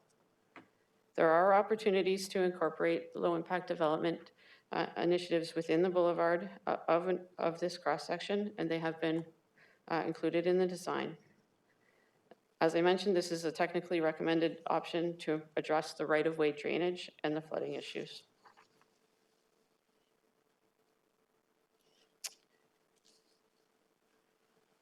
Westminster Drive design, as I mentioned, has advanced further than the Woodhaven Park Drive, so we are showing this this comparison for Westminster, but the analysis for Woodhaven is not yet at this level. This diagram shows the 3 scenarios that I just spoke about, existing conditions in options 1 and 2 under the 100-year storm or a major storm event. The dark blue line illustrates the existing conditions in the flood line under those, which is a ditches and no storm sewer.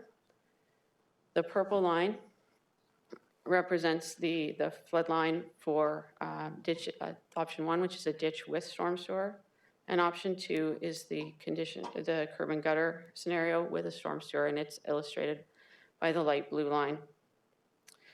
You can see from this slide that the purple line, or the option 1 line, is more contained and within the right-of-way than the existing conditions or dark blue line, but there still is property impact, and you can see that in the backyards of some of the homes there on Westminster. Under option 2, the flow limits are pretty much contained within the public right-of-way, showing that there is an improvement in the containment of those flows within the right-of-way with the curb and gutter and the storm sewer option. And staff believe that cross-section that I just mentioned, the curb and gutter with storm sewer, is the best option to mitigate the drainage concerns.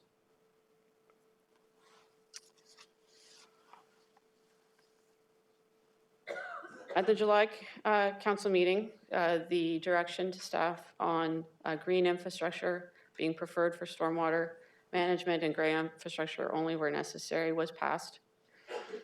And we are, in our work related to green infrastructure, using the definition from the Ministry of the Environment, Conservation and Parks and its low impact development stormwater guidance manual that has been presented to you in previous reports. This slide lists some examples of green infrastructure, but it is not an exhaustive list. When we look at green infrastructure, each type has its own areas where they're best applied, and they each have their own things that they best address, whether that's quantity, stormwater quantity, quality, erosion control, or water balance. The Coronation Park EA reviewed many of these, and for flooding reasons, flooding control reasons, ruled them out as not being able to address those, but did recommend that green infrastructure or low impact development options be identified and installed where feasible for quality control and water balance. Through the Westminster review, we did not look at every single type of green infrastructure that's out there. We focused our review on the types of green infrastructure that would not impact private property or the viability of the road allowance. So for example, you see stormwater ponds on this list. There is not sufficient availability of public lands on the Westminster Drive corridor to provide a stormwater management pond to address flooding. And that is the root issue here that we are trying to address, the right-of-way drainage and the flooding. We did, as I said earlier, look at improving the ditches as a way to try and contain that flooding and those flows, but that was not shown to be feasible. We did look at other types of green infrastructure at a high level to understand whether they could be used for things like infiltration and groundwater recharge, but some of them rely on having a sufficient separation between the infrastructure and the groundwater table so as not to result in groundwater contamination. Many of them require a separation of a meter between the infrastructure and the groundwater table, and the groundwater table in Westminster is quite high. So those options were not reviewed in detail because they could not meet that criterion and were ruled out as a result of that. We do have a number of green infrastructure options that we can and will implement on Westminster Drive, though. Those include infiltration facilities up at the north limit of Westminster Drive, tree preservation and preserving our canopy, adding soil amendments to allow for more capacity for the soil to absorb and hold water, and oil grit separator to trap contaminants before they are released out the outlet and into the Coronation Park channel. These are all components that have been included in the Westminster design.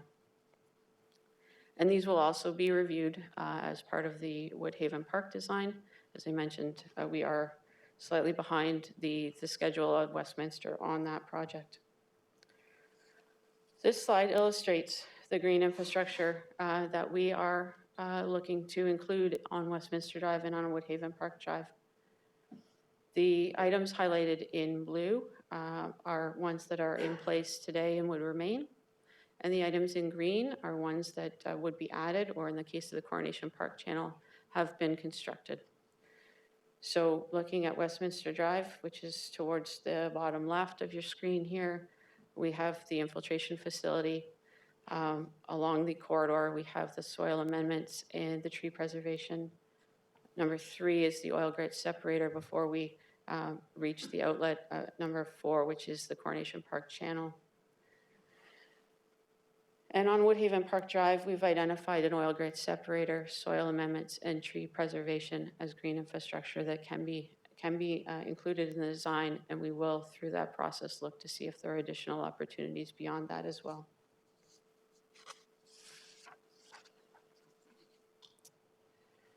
For the Westminster Drive project, we have had 2 public information centers. In 2018, there was one that presented the design as was identified in the EA, so that being the ditches with the storm sewer.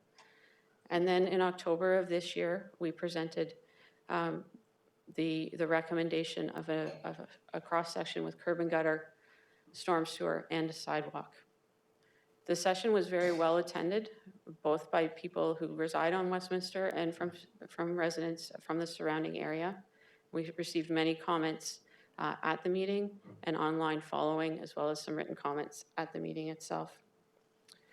The majority of the comments we received were with respect to the sidewalk and the curb and gutter, and the majority of those comments were not in support of those items, with concerns being the impact to the character of the neighborhood, the desire to see more green infrastructure implemented, and the difference between what had been reported in the EA before.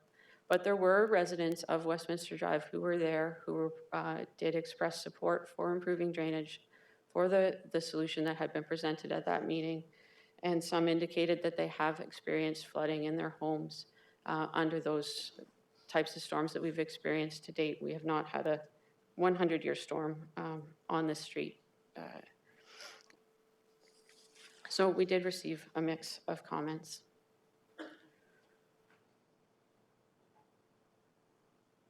This slide summarizes the options that are before you tonight.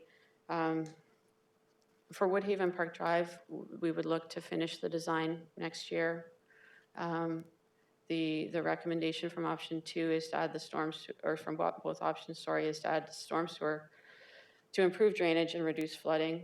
The recommendation in option 2 is to lower the roadway and add curb and gutter to improve that drainage and reduce the maintenance associated with the ditches and culverts. We're recommending that we defer the sidewalk for further consideration through the through the Transportation Master Plan.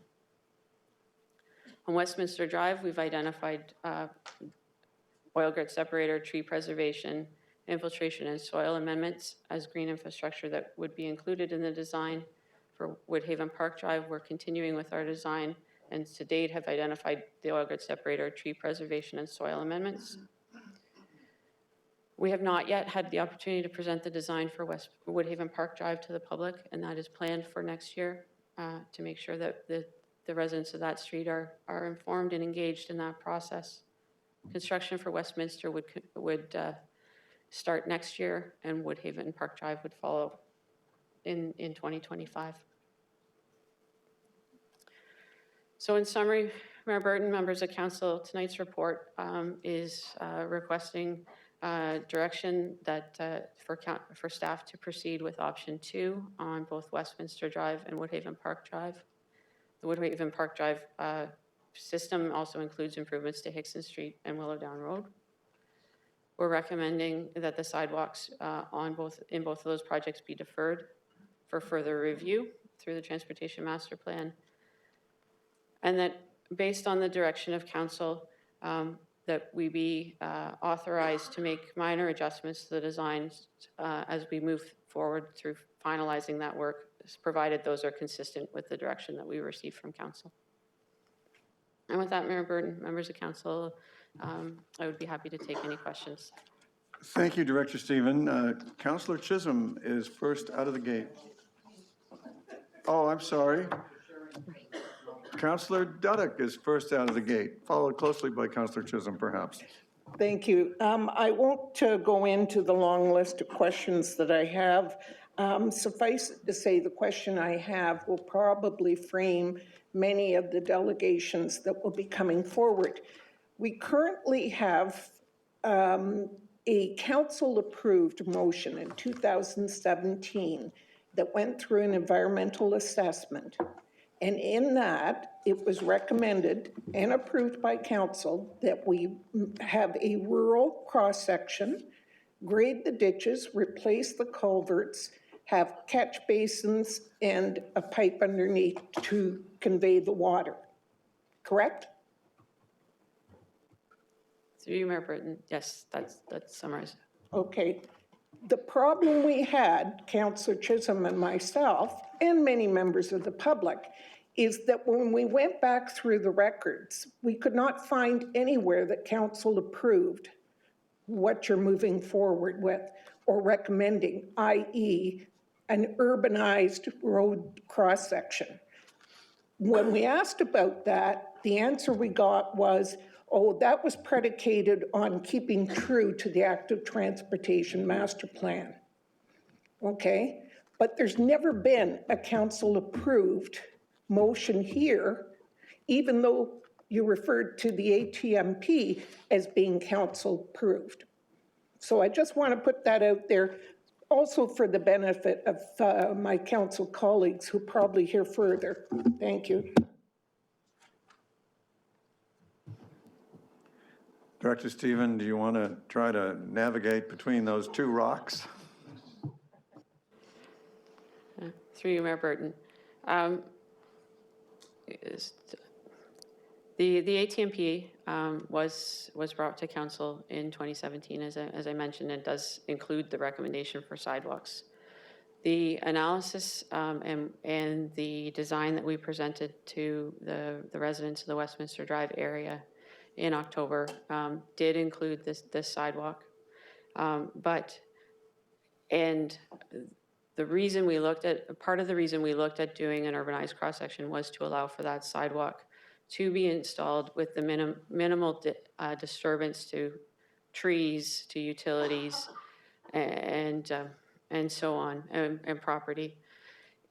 But when doing the analysis of what the urbanized cross-section would look like in terms of storm drainage and flood protection, that's what led us to those maps of the 3 lines that I showed on a couple of the slides there.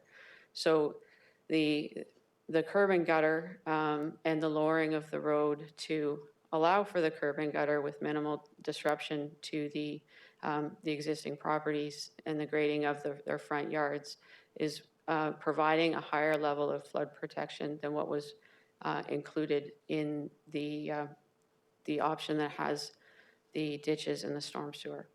So we have not, before tonight, brought forward that cross-section with curb and gutter for approval. That is the option that is recommended in the staff report tonight, but you do have the other option of what you have previously approved through the Coronation Park EA outlined in the report as well. All right, thank you, Director Stephen. Councillor Duddock, do you have a preference of what to do? I have a motion at the appropriate time, but I think it's important that we hear from the residents who've been very actively involved in this process. Oh, I totally agree. I just wanted to make sure you had enough information from Yes, Director I did. Stephen. Thank you. All righty. I don't see any other questions, so Madam Clerk, you get to call delegations now. Okay. The first delegation is Chris Bradbrook. Welcome, Mr. Bradbrook. We're looking forward to your information. You sure? Yes, sir, I am. Yeah. If you don't like that, I'll do some juggling. Thank you very much for giving me the opportunity to speak, and I will repeat some of what Kathy said.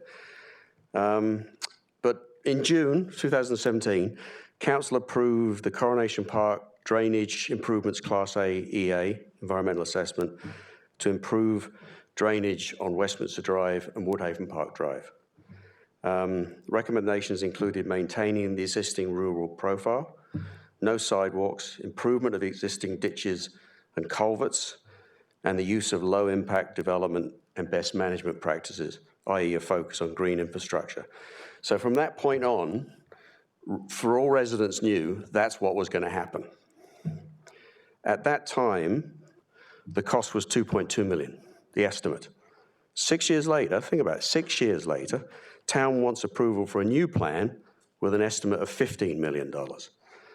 So why did the town not complete the approved plan and instead pursued another, which now is seeking approval, which is what Kathy asked?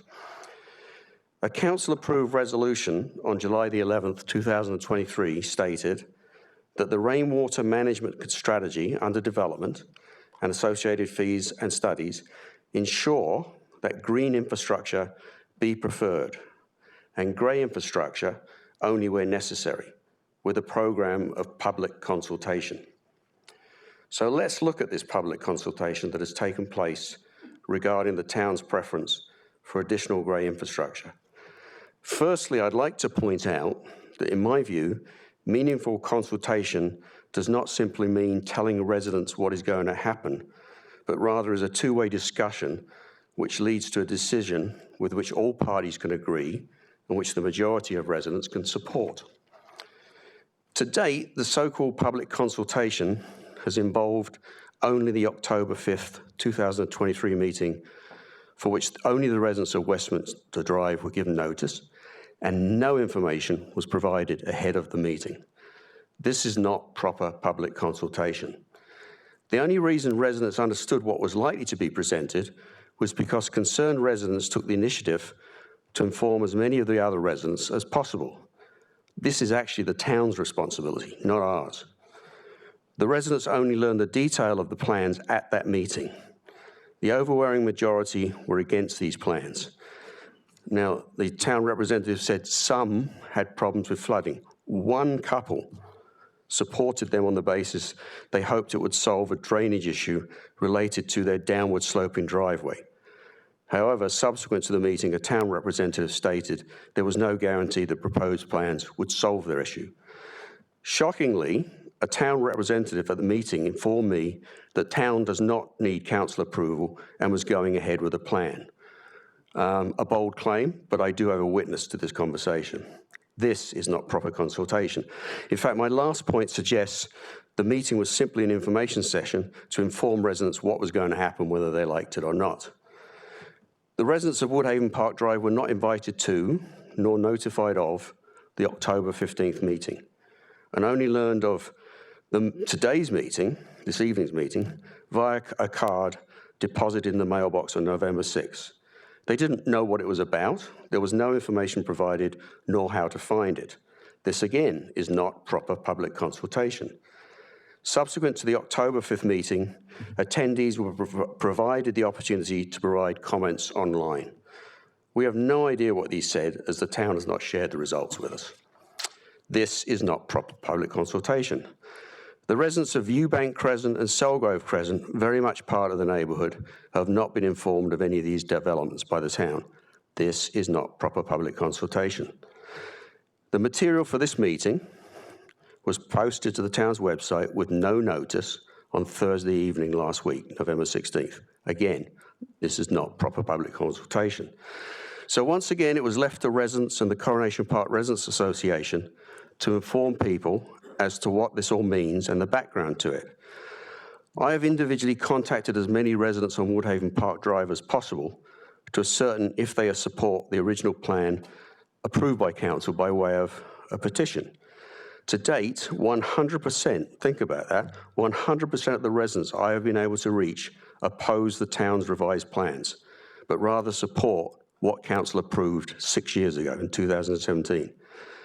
Given the woefully short notice of this meeting, I have not yet been able to reach your residents, yet I have already obtained 35 signatures on this petition. With time, there's no doubt this number will grow substantially. These are too many voices to be ignored. If public consultation were to be conducted properly, that's the message you would hear. Details can be debated as a community if sufficient time and appropriate forums are provided. This is common sense and standard practice, but this has not happened with respect to this proposal. The proposal for which the town is seeking approval is based on adding grey infrastructure. Oakville has cited a climate emergency, we heard about it in an earlier section, and speaks of its green credentials. The proposal ignores this. It takes Oakville backwards and shames us compared to other forward-thinking communities in Canada who are taking proactive green infrastructure solutions to water management. In summary, I submit the council cannot approve the proposal submitted by the town. Should you do so, you will manifestingly be going against the express wishes of the overwhelming majority of residents in the Westminster Drive and Woodhaven Park Drive neighbourhoods who want what was approved by our council in 2017. So I'll leave you with the same question again. Why is the town not doing what council approved more than 6 years ago? If they were, residents would support it. Thank you. Don't run away. Okay. Councillor Dudek either has an answer or a question for you. You can see there's a few neighbours here. Thank you, Chris, very much for your delegation. And following up on the comments we shared at that public information meeting under consultation premises, I wholeheartedly agree. We do have to do much better in terms of not only our public consultation engagement, but the appropriate wording, because when you infer, as rightly so, you're going to consult, you infer there'll be to and fro discussion versus being told what's going to happen and it's fait complete, okay? I guess my question is, given the fact that the public information took place and you didn't even receive proper notification or provide documentation as to the background so you could do a little bit of reading, that in itself is problematic, is it not? Oh, absolutely. I mean, it's like in the absence of information, people always assume the worst. If people are, I don't know if hiding's the right word, but if you're just not given what you need to know to make a decision, you become suspicious. And this is a trend. This has happened in other projects too. So It has. And the concern we have is that it may continue, which is why tonight is so important. Sorry. That's it for me. Thank you. Thank you very much. Then Councillor Chisholm is next. Thank you, Worship. I totally agree Chris, with your comments, I think we dropped the ball, absolutely, with respect to how this has been proceeding. I am a firm believer in public engagement and doing it properly. I've always been at the forefront with town council and also with members of our staff that we have to look at this because it goes hand in hand. We should not have these kind of meetings and being reactive, and we should have processes put in place. The one thing with community engagement, from my background experience, start right from the beginning with nothing on the boards and just having brainstorms with people with respect to what they'd like to see. You've got to start from the beginning, and you can't bring people halfway on and be prescriptive. And I think that's what the challenge has been, and it's not the right challenge. We need to start looking at our whole public consultation engagement, and those terminologies need to be clarified so we know how to proceed with our audiences when we're dealing with major projects that have impact on our community, have impacted on the residents. So thank you, Chris, for your comments. They're well received, and we're going to move forward on this, and we'll listen to the other residents' concerns and issues too. You may well hear some repetition, I suspect. But. Yeah, thank you. Well, Mr. Bradbrook, you're running away too soon. Councillor O'Meara also wants a piece of this. Sorry? What? Oh, I thought you... Thank you. Oh, sorry. No, that's okay. I don't know if you can see, oh, yeah, the hand's up there, but that's okay. Thank you so much for delegating. To be quite honest, I was not aware of consultation issues, but it's not unfamiliar. In particular, how we've obviously lost the local newspaper, so trying to force feed information into people's eyeballs is more difficult for staff than it's ever been. So I do give a little leeway that way. I'm particularly curious about the 2017 plan that you've referenced, and I think my council colleagues have referenced, because one thing we haven't talked about is the 500-year storm we had in 2017, and then the 500-year storm again we had in 2019. So two 500-year storms in 2 years after the plan was already in place. So having said that, are you still okay with a 2017 plan that was only planned for a 100-year storm, seeing what we just saw after that? Well, the mention of the 100-year storm, I believe, is just a recent thing. But you said we had two 500-year storm events? Yeah. Is that what you said? 2017 and 2019. Well, I didn't see any of the flooding that they showed on the map there of the 500-year event. So I think we're good to go then. But based on that anecdotal evidence. I guess what I'm saying is when we had people paddling around in parking lots, and Coronation Park still hasn't Coronation Park. If I can just finish for a second, sir. Oh, sorry. What we're having, I think, I want the best, and I think all of us want the best storm protection for residents. And again, everything goes down to the lake, which will inevitably be Coronation Park. We want the best plan. So is the 2017 the best plan you think staff can put forward, or do you think there's an even better plan and a higher threshold that we should be trying to hit rather than the 2017 plan? Well, okay. I'm not an engineer, and I'm not here to give you an engineering solution. I started with the premise that a plan was approved and something else has been followed. You brought up the 500-year events. We survived those. If we survive those, we clearly have the infrastructure that can already handle it. And as for Coronation Park, it's a floodplain. Water comes in from the lake, it goes out. It's a different beast. I mean, the only place I see standing water after rain in our neighborhood is on asphalt. It's not in the ditches. So the 2017 plan is, you're okay with that then? Well, you say, if I'm okay with it. It's my personal view is I think that's the right solution. That's my personal view. I think based on what I hear from people, they feel the same. But when you say, am I okay with it? I can't give you an engineering judgment on it. But anecdotally, I can say the area's handled everything it's thrown on it in the 30 years I've been there, which apparently experienced two 500-year events. Perfect. Thank you very much. Thank you, Your Worship. Thank you, but you're not done, Chris. I'm not? Councillor Elgar has a question for you. Oh, okay. He's right here. Where am I looking? Oh. Just all I want to ask for is, could you give a copy of your presentation to the clerk? I would love I can email it. Well, it's just notes, but I can send it to you if you want it. I would appreciate it. I'll send it to Kathy and then she can forward it. Sounds like a plan. Thank you. Yeah. Now I think you can stand down. All right, thanks.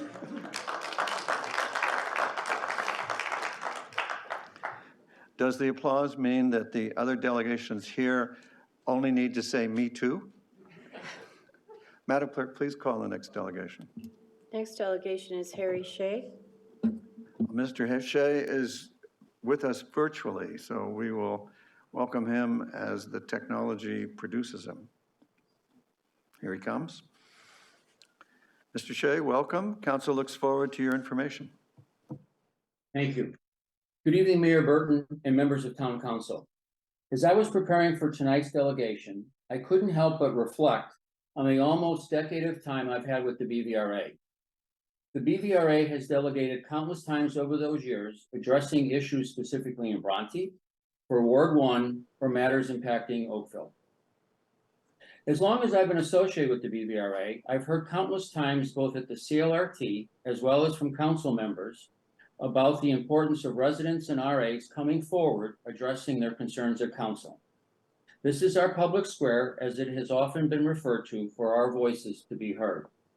In fact, last week at the November 13th Planning and Development meeting, Councilor Giddings said this council prides itself on public consultation and the feedback we hear from residents and RAs, and that we tell them what we heard and then taking it a step forward by acting on it. Tonight, I'd like to speak to the feedback that Council heard going back to 2017. In June 2017, Council approved the Coronation Park Drainage Improvements Class Environmental Assessment Report and the preferred alternatives identified for drainage improvements within the Coronation Park community area, as outlined in the staff report from the Department of Engineering and Construction dated May 23rd, 2017. In that report, both Westminster Drive and Woodhaven Park Drive included retaining the present ditches, replacing the culverts, the addition of a storm sewer, and additional green infrastructure elements. It is important to note that there was no mention of urbanized roads and sidewalks in that report. Now I'd like to speak to the staff report dated 14 November 2023. It mentions that the implementation of a sidewalk on Westminster Drive and Woodhaven Park Drive be deferred to the Transportation Master Plan. I find this reference concerning for the following three reasons. One, it assumes that the sidewalk was always part of the original plan, which it was not. Two, there was no public consultation to get to this decision of a sidewalk.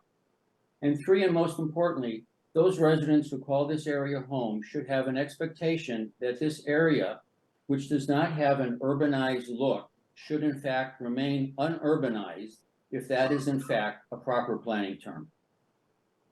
There are streets within Ward 1 that have the same somewhat rural look and feel as Westminster or Woodhaven Park. I can't imagine how those residents would feel if they were told that the area that they purchased in and have enjoyed for so many years is now being changed without their input. So my closing comment tonight are as follows. I can't speak to why staff has chosen to ignore Council's 27 decision. What I can speak to is that over the years that I've been associated with the BVRA, I've never seen Council ever being shy about directing staff. So tonight, I respectfully ask Town Council to provide the necessary guidance and directives to town staff to ensure Council's decision is carried out as prescribed in the 2017 Department of Engineering and Construction Staff Report. I thank you for your time. Thank you, Mr. Shea, for your contributions to this discussion. Madam Clerk, the next delegation, please. Next delegation is Roxana Scarfo from the Coronation Park Residents Association. Good evening, welcome. Council looks forward to your information. Thank you.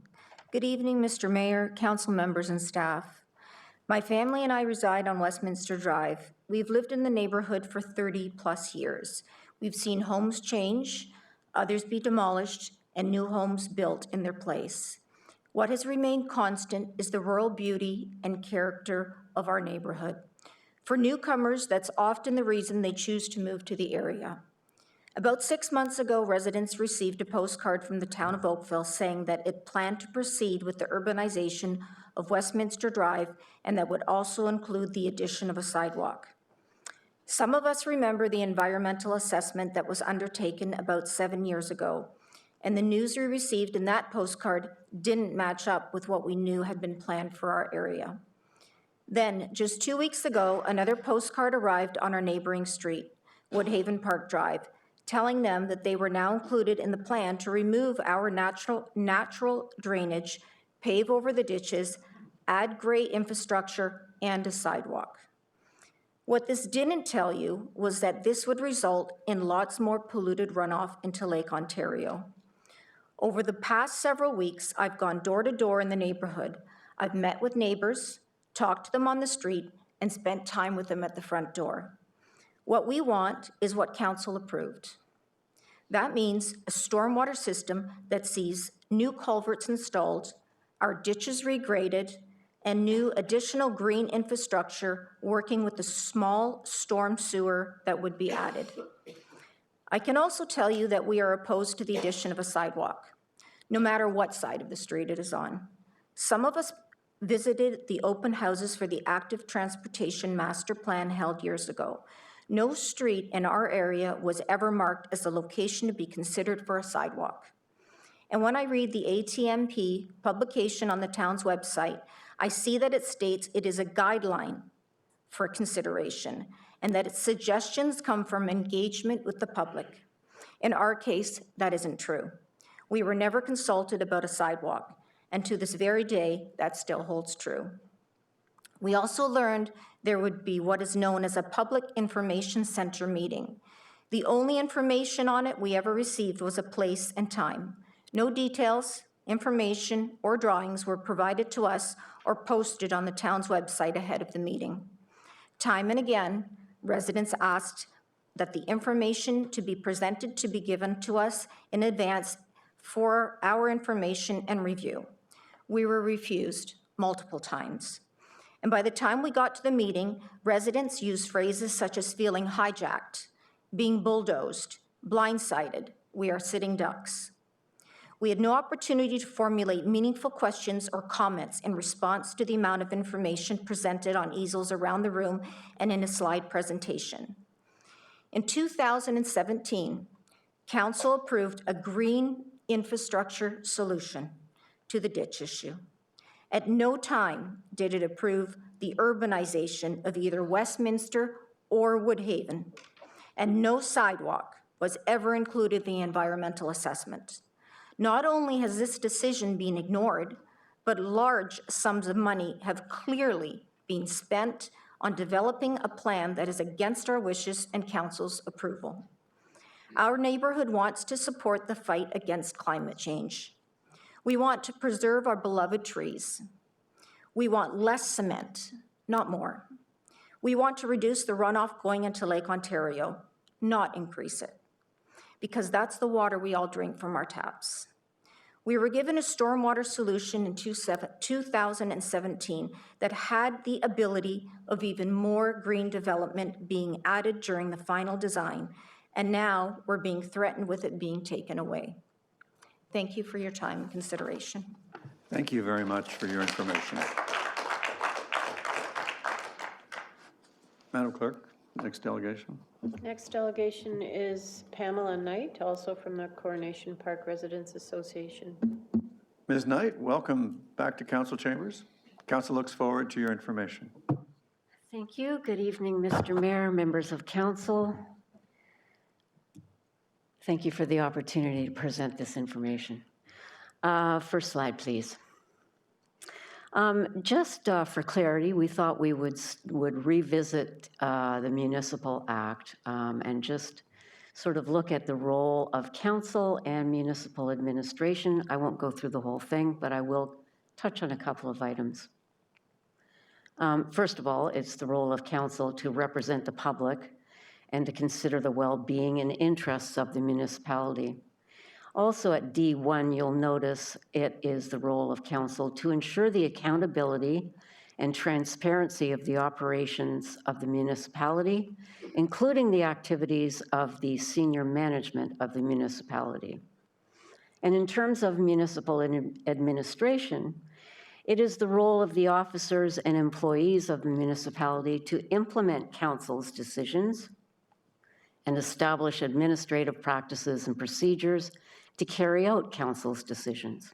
Next slide, please.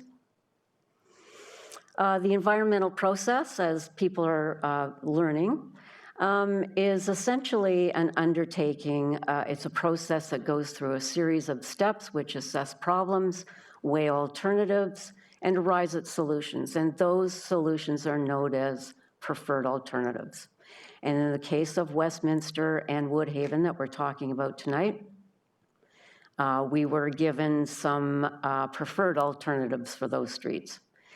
They include, as has been noted, it was a combination of gray and green infrastructure, so new culverts, ditch regrading, sewer pipe to work with the ditches, and then additional LID to be incorporated in the final design.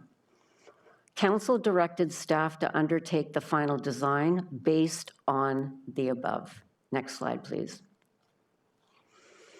As well, we wanted to call attention to the fact that the consultant at the time of its final report noted that based on feedback from town and public, the town staff and public, that it's understood that it's preferred to maintain a rural road cross-section for Westminster Drive. And I think that you probably all know that a rural cross-section is indeed a road that's serviced by ditches. As well, the factor that there was opportunities for additional LID and best management practices drew the attention and support from Conservation Halton. Next slide, please. Fast forward to 2023. Residents receive a notice of plans for an urbanized road and a sidewalk. Neither of these reflect what council approved in 2017.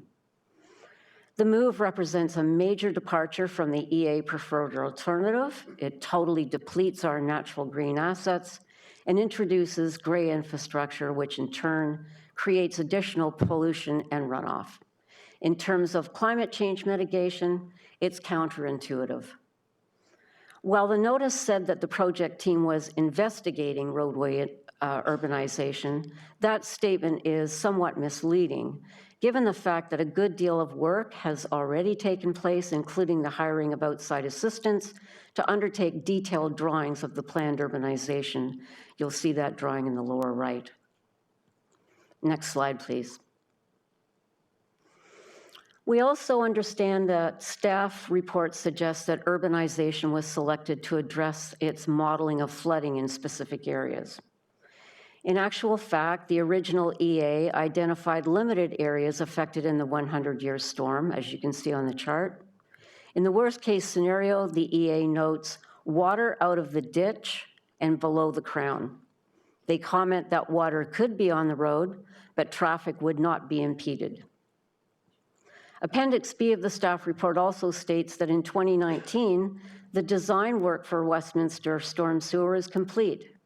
Thus, there was no need and no direction from council to revisit the EA preferred alternative. Further improvement of conditions in those specific areas using green infrastructure as directed in the EA would have been the correct approach and would possibly have benefited from today's best management practices. Next slide, please. It's time for us to really realize that road urbanization is yesterday's news. Sorry, but road urbanization is part of an outdated process that treats rainwater as something to dispose of rather than to protect. It channels rainwater into storm drains and pipes and dumps it into receiving waters. And in this case, that's Lake Ontario. Green infrastructure and natural green assets make cities act more like forests. They capture rainwater it falls, they filter it, filter out pollutants, and reduce large volumes of runoff. The use of a green assessment in cases such as the project at hand is to look for additional opportunities to integrate green infrastructure, not to model ditches as a standalone solution. That would represent the do-nothing alternative under the EA process, which was quickly removed as a possible solution. No one ever asked for a ditches-only solution. In 2018, when the final Municipal Natural Assets Initiative report was presented to Council, it included the following. The stormwater system relies on M&A for overland conveyance and storage of stormwater, along with benefits including infiltration and reduced flows. A natural system, such as remnant channel or ditch, provides a service that goes beyond flow conveyance. Replacing natural systems with gray infrastructure can introduce unnecessary risk and negative environmental impacts. There were additional policy recommendations and direction provided in that report, yet in 2023, we're still entertaining the diminishment and removal of natural green assets. Next slide, please. As for the sidewalk, and you've heard this already, but I'll repeat it, the addition of a sidewalk was never part of the EA process. Westminster and Woodhaven were never part of the original ATMP discussions or open house events. They were added for consideration later. The ATMP document states its purpose is to act as guidelines for consideration and that they be compiled through engagement with the public. No consultation or engagement was ever undertaken on Westminster or Woodhaven to seek resident input or gauge acceptance. A better method of determining sidewalk locations in older areas is required. And we favor the majority vote approach that has been used by the town itself in other instances where residents have requested sidewalks. Next slide, please. So when we take this in terms of an analysis and how everything measures up, we find that council's approved solution, which is option 1, meets the following criteria. It conforms to the 2017 EA recommendation, mitigates climate change, protects and preserves natural assets, it's based on public engagement and transparency, it meets council's green infrastructure first directive, and it has public support. That concludes my remarks. Thank you. Thank you very much, Ms. Knight.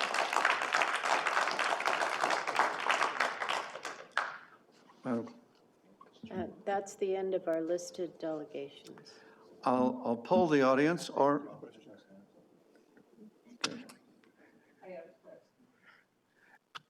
if I could finish, I'll come to you. I always do. I said I would poll the audience, and I was going to speak to the audience about polling the audience. Did you have questions for Ms. Knight? I had a comment just to thank her very, very much for all her hard work, all the countless hours of dedication she has taken to this project, and working constructively with both Councillor Chisholm and myself. Thank you so much. Thank you, Councillor Dudek. Councillor Chisholm, would you like to do it too? Ditto. Thanks, Pam, for your presentation. Again, we spent a lot of time. You spent many, many hours putting this together, and it's well qualified. And thank you very much on behalf of Kathy and me for bringing this forward. Thank you. All righty. Thank you, councillors. Now, I promised I'd poll the audience, and I'm going to poll the audience with a bit of a question. Would anybody here like to add anything new, or would you like to see if coming to council still works? Put your hands up if you want to add more information, and come on down and introduce yourself. Otherwise, I'll restrict the topic to table and see what the councillors have in store. All right. I detect that we're ready to hear from the councillors.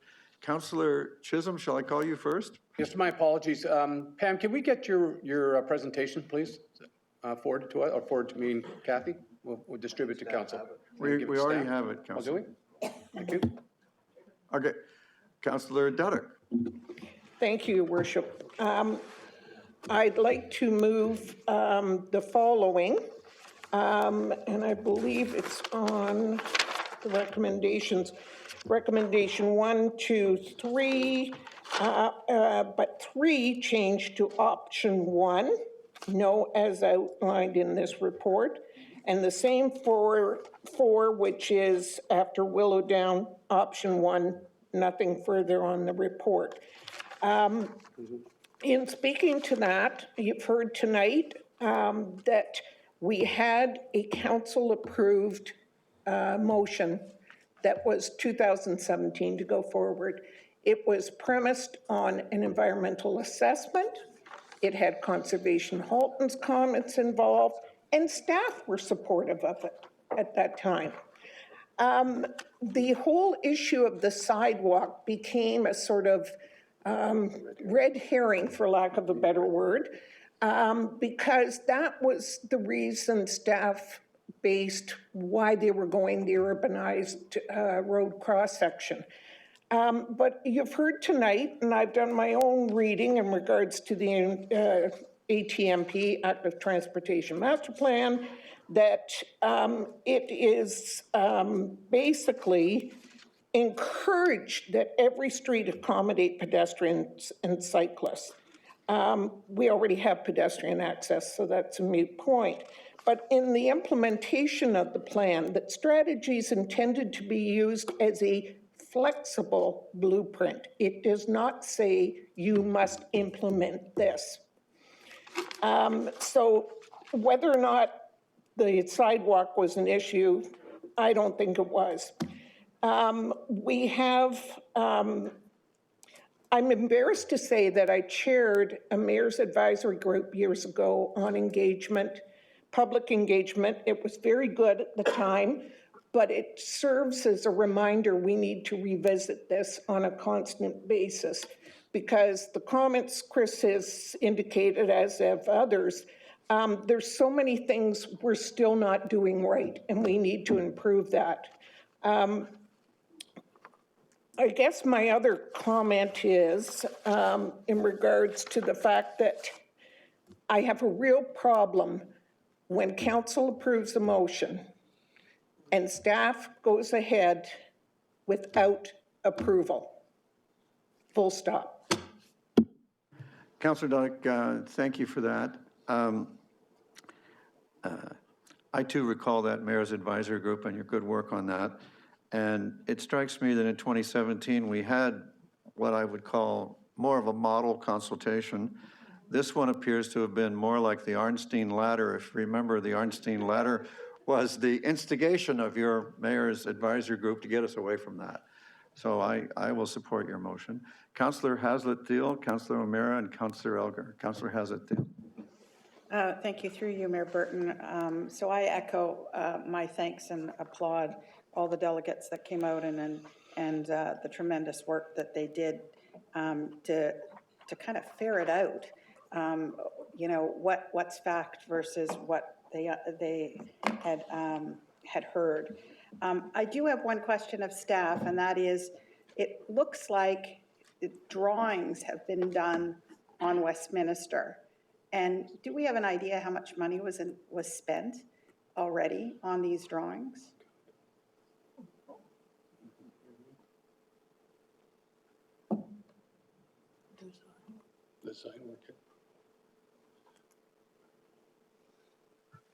Through you, Mayor Burton, I'm sorry, I don't have that exact number at my fingertips, but we could follow up in a memo to council if desired.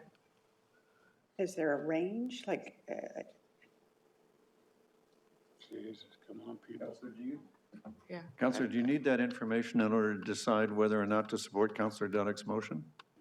no, but I do think it's important to understand that money was spent and not necessarily, clearly not consistent with the EA. So I just want to understand the magnitude of that.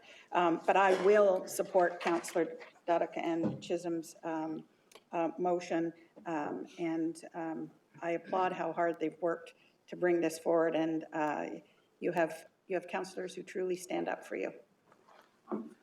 Thank you, Councillor Haslett-Thiel. Councillor O'Meara. Thank you, Worship, and thank you to my council colleagues as well for bringing this forward. Happy to support it. Just a question from staff. If we go with this motion, we don't go with option 2, is there any liability or potential liability to the town should something happen, or what are our risks of not pursuing with option number 2? Thank you.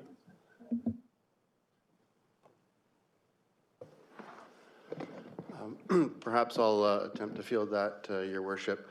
The law of liability is very complex, and I don't think it would be appropriate to try and go into great detail. But as a general principle, when council makes policy decisions, then it tends to be exempt from matters of liability. It's when council or a municipality undergoes operations that fall short of a certain standard of care, that liability follows. But generally speaking, if council makes a policy decision, municipalities pursue those policies, then it tends to be exempt from liability for those decisions.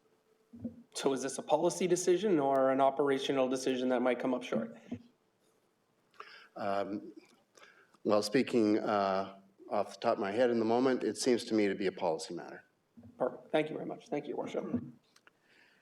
Thank you, Councillor O'Meara. Mr. Solicitor, I wonder if I could ask you to just add a little more detail. It's, I've heard you say in other occasions that when council proceeds on the basis of evidence and in good faith, as I believe council would be here because we have an EA supporting option 1, and you know, so there's no, it's not like council's going against its policies or its legislation. Council tends to be on good ground. Isn't that what you've often told us? I couldn't say it better, Your Worship. Yes, so it's both, it's a policy decision that's grounded in evidence. Thank you very much. Well, I'm still glad I didn't go into law, so I'm glad we have you. Councillor Chisholm, Councillor Elgar is next. Thank you, Mayor Burton. Just a question to staff. Just want clarification on that. What I heard tonight was you want to go with option 2, but I think where we're going is option 1, and I think we'll need a recorded vote on that, I would ask. But with the drainage ditch, are you proposing widening the ditch or just deepening the ditch? Through Mayor Burton, with option 1, the ditches would remain in their current location, but would be regraded to improve the grade for the water to run off in them to the extent we can. We cannot get them to be free flowing, but we will. There will be some regrading that is done within the existing ditch profile and cross section. Regrading, how much more regrading are we talking? How many meters, how many inches or whatever? Like I just worry that I want to make sure we're not going to widen this ditch to 8 meters so that it drains better. Yeah, through you, Mayor Burton, no, the intent is not to, with the option 1, is not to widen to the 8 meters. That was an example of what we would look at to see if we could contain the flows without the storm sewer. With the option 1, there is the storm sewer. The ditches would essentially remain in the shape that they are, but would be tidied up, I guess, for lack of a better term. Any settlements that have taken place over the last 40, 50 years while those ditches have been in place, we would look to make more of a positive grade where we can. We would be, the driveway culverts would be removed and replaced and reset to have some grade there, some settlement and deterioration on the existing culverts has taken place as well, which is impacting drainage. So we would be doing that. We would not be looking to widen the ditches beyond what is there today. I thank you for that, because I thought I heard during your presentation, I heard the word 8 meters, and I thought, wait a minute, this is going to be a problem. So thank you for clarification. Glad to support the motion and ask for recorded vote. Thank you very much, Councillor Elgar. Council, is there any objection to Councillor Duddick's motion? Councillor Elgar, your hand is up. Are you voting for or against here? All righty, thank you. All right, I declare that the motion is carried unanimously, and I request the clerk to record in the minutes that all present voted for it, and that's as good as a recorded vote, right? So that's the record that you want.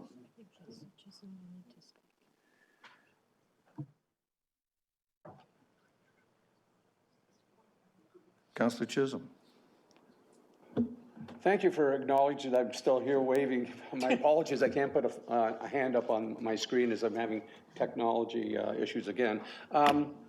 Just for clarification and for the audience, one of the concerns is if we're redesign or changing the plan or whatever we're going to do, whatever comes out of this, that this project will happen in 2024. And I just want to guarantee from staff that this project will happen on Westminster in 2024 and Woodhaven in 2025. Could I have those assurances, please?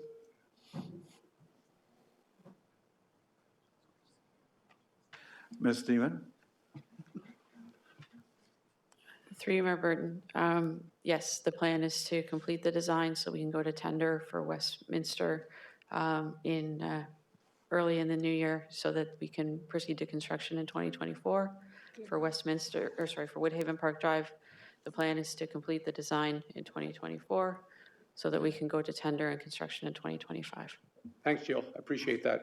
And just one other comment. What's come out of this discussion with the active transportation master plan with sidewalks, I would make the point to all council when you're looking at this kind of project to understand that the ATMP has sidewalks on roadways that never had it before. So you might want to make sure you're aware of that as time comes up, because it seems to be a challenge or sometimes a conflict between urbanization and rural roads. And I know there are a lot of still rural roads in Oakville. So just for consideration of council and to staff, when this comes up again, that we have that highlighted with respect to how we're going to operate that or work on that and have a solution.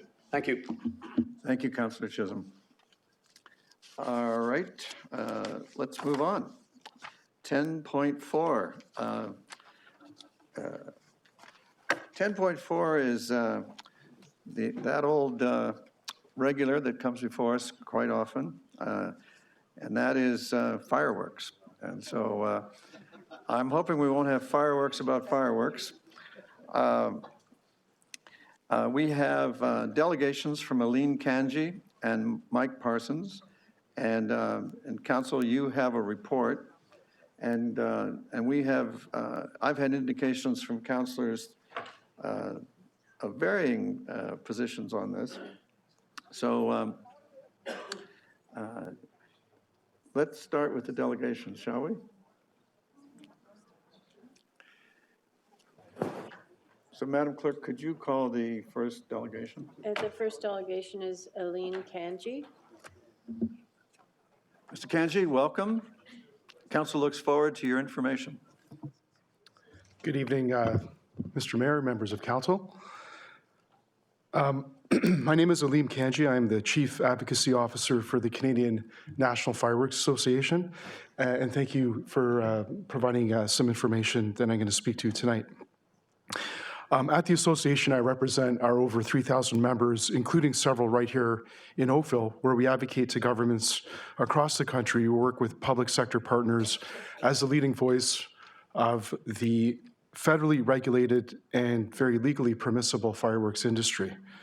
Now, there are over 4,000 fireworks that are tested strenuously before being sold, and they are tested by the Explosives Regulatory Division within the federal government of Canada, and there is provincial legislation through the Ontario Fire Code for the same set of products. The report before you speaks to the sale and discharge of consumer fireworks, and I stand before you to be a resource to you and to staff as well in the preparation of the report back to Council in 2025 on fireworks regulations. Having worked in countless municipalities across the country, as part of my role, I would be happy to be a resource to town officials to create a Made in Oakville solution for fireworks. Now, the report before you mentions Brampton. The municipality, in fact, I don't know if many of you know this or not, but they actually opened up their ban a few days before Diwali.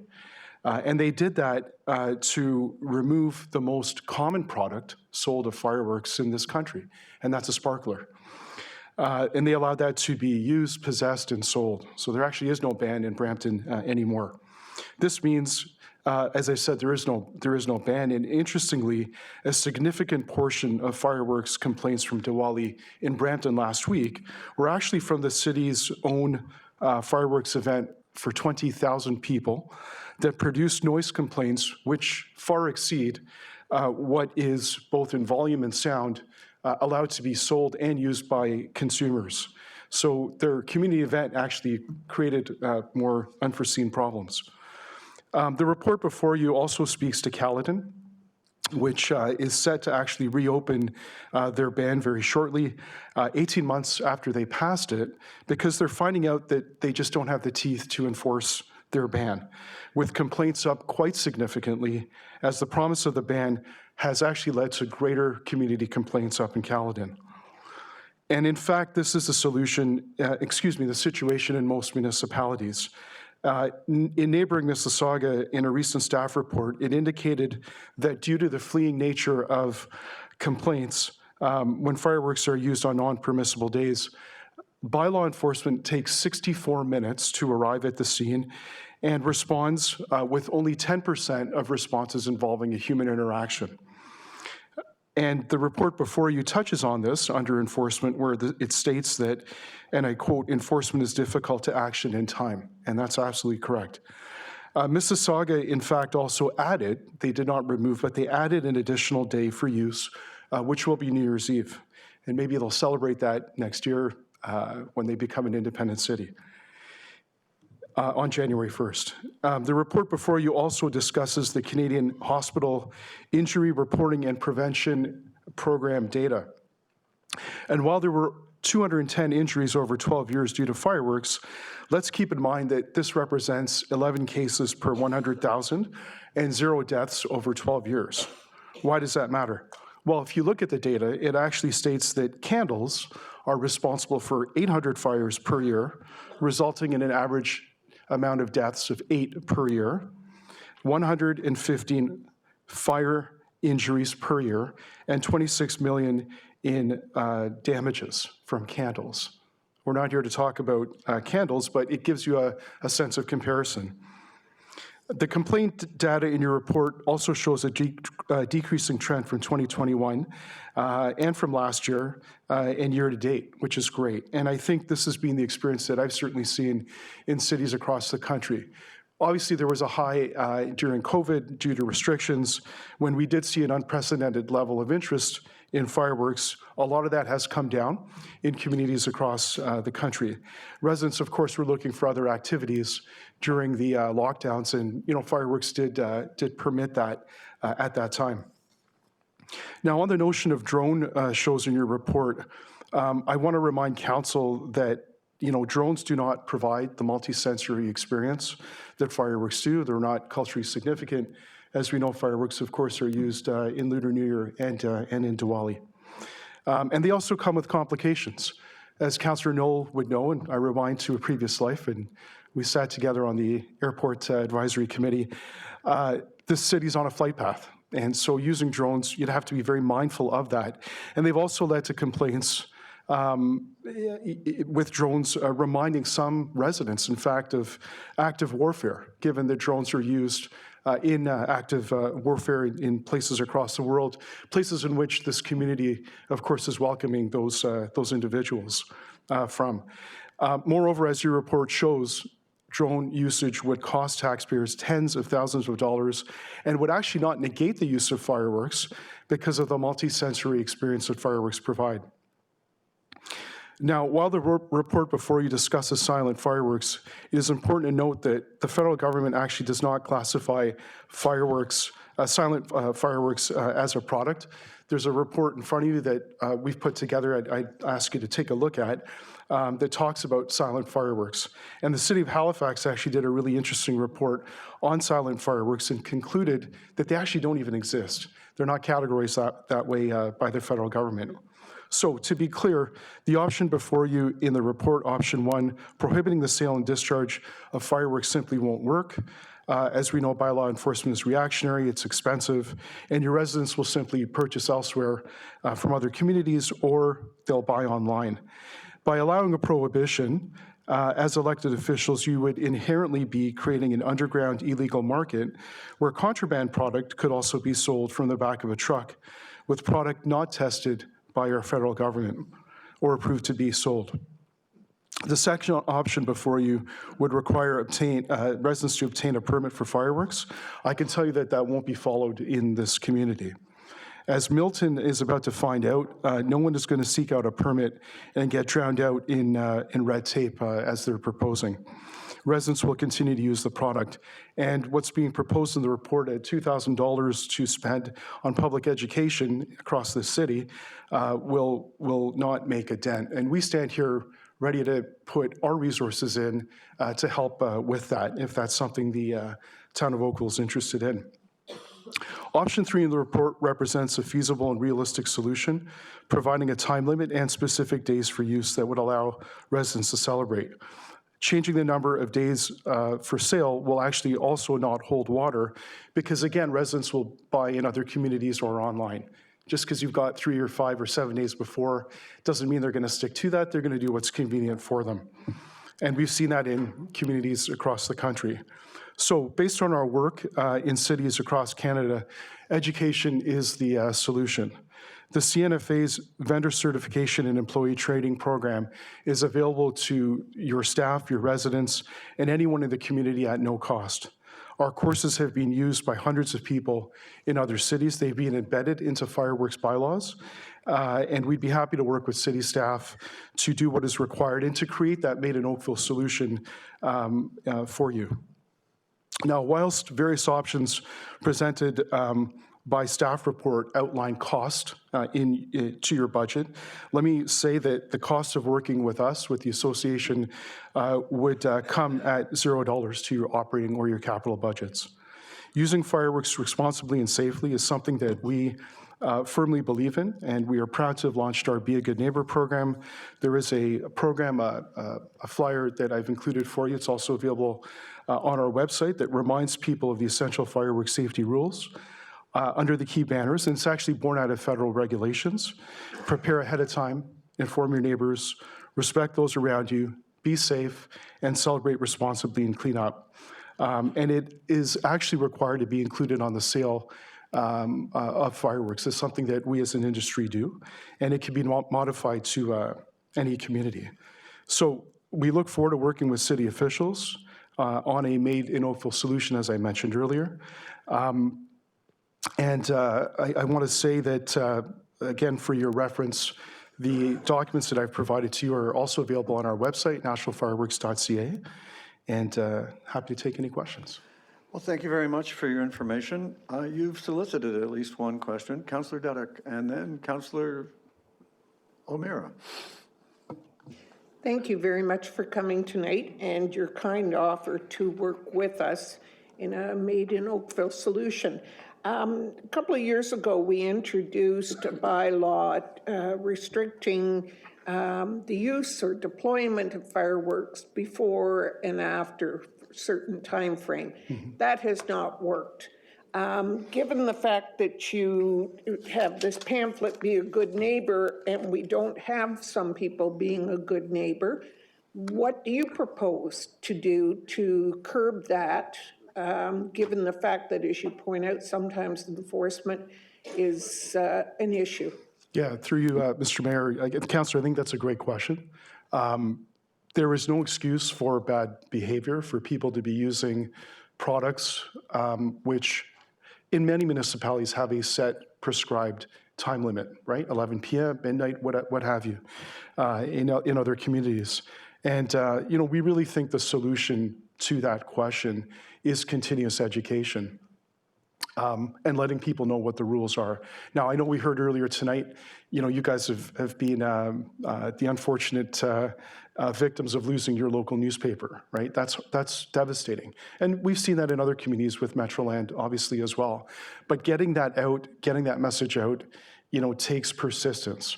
We're proud to have taken out a campaign on local radio, taking out billboards, illuminated billboards as well.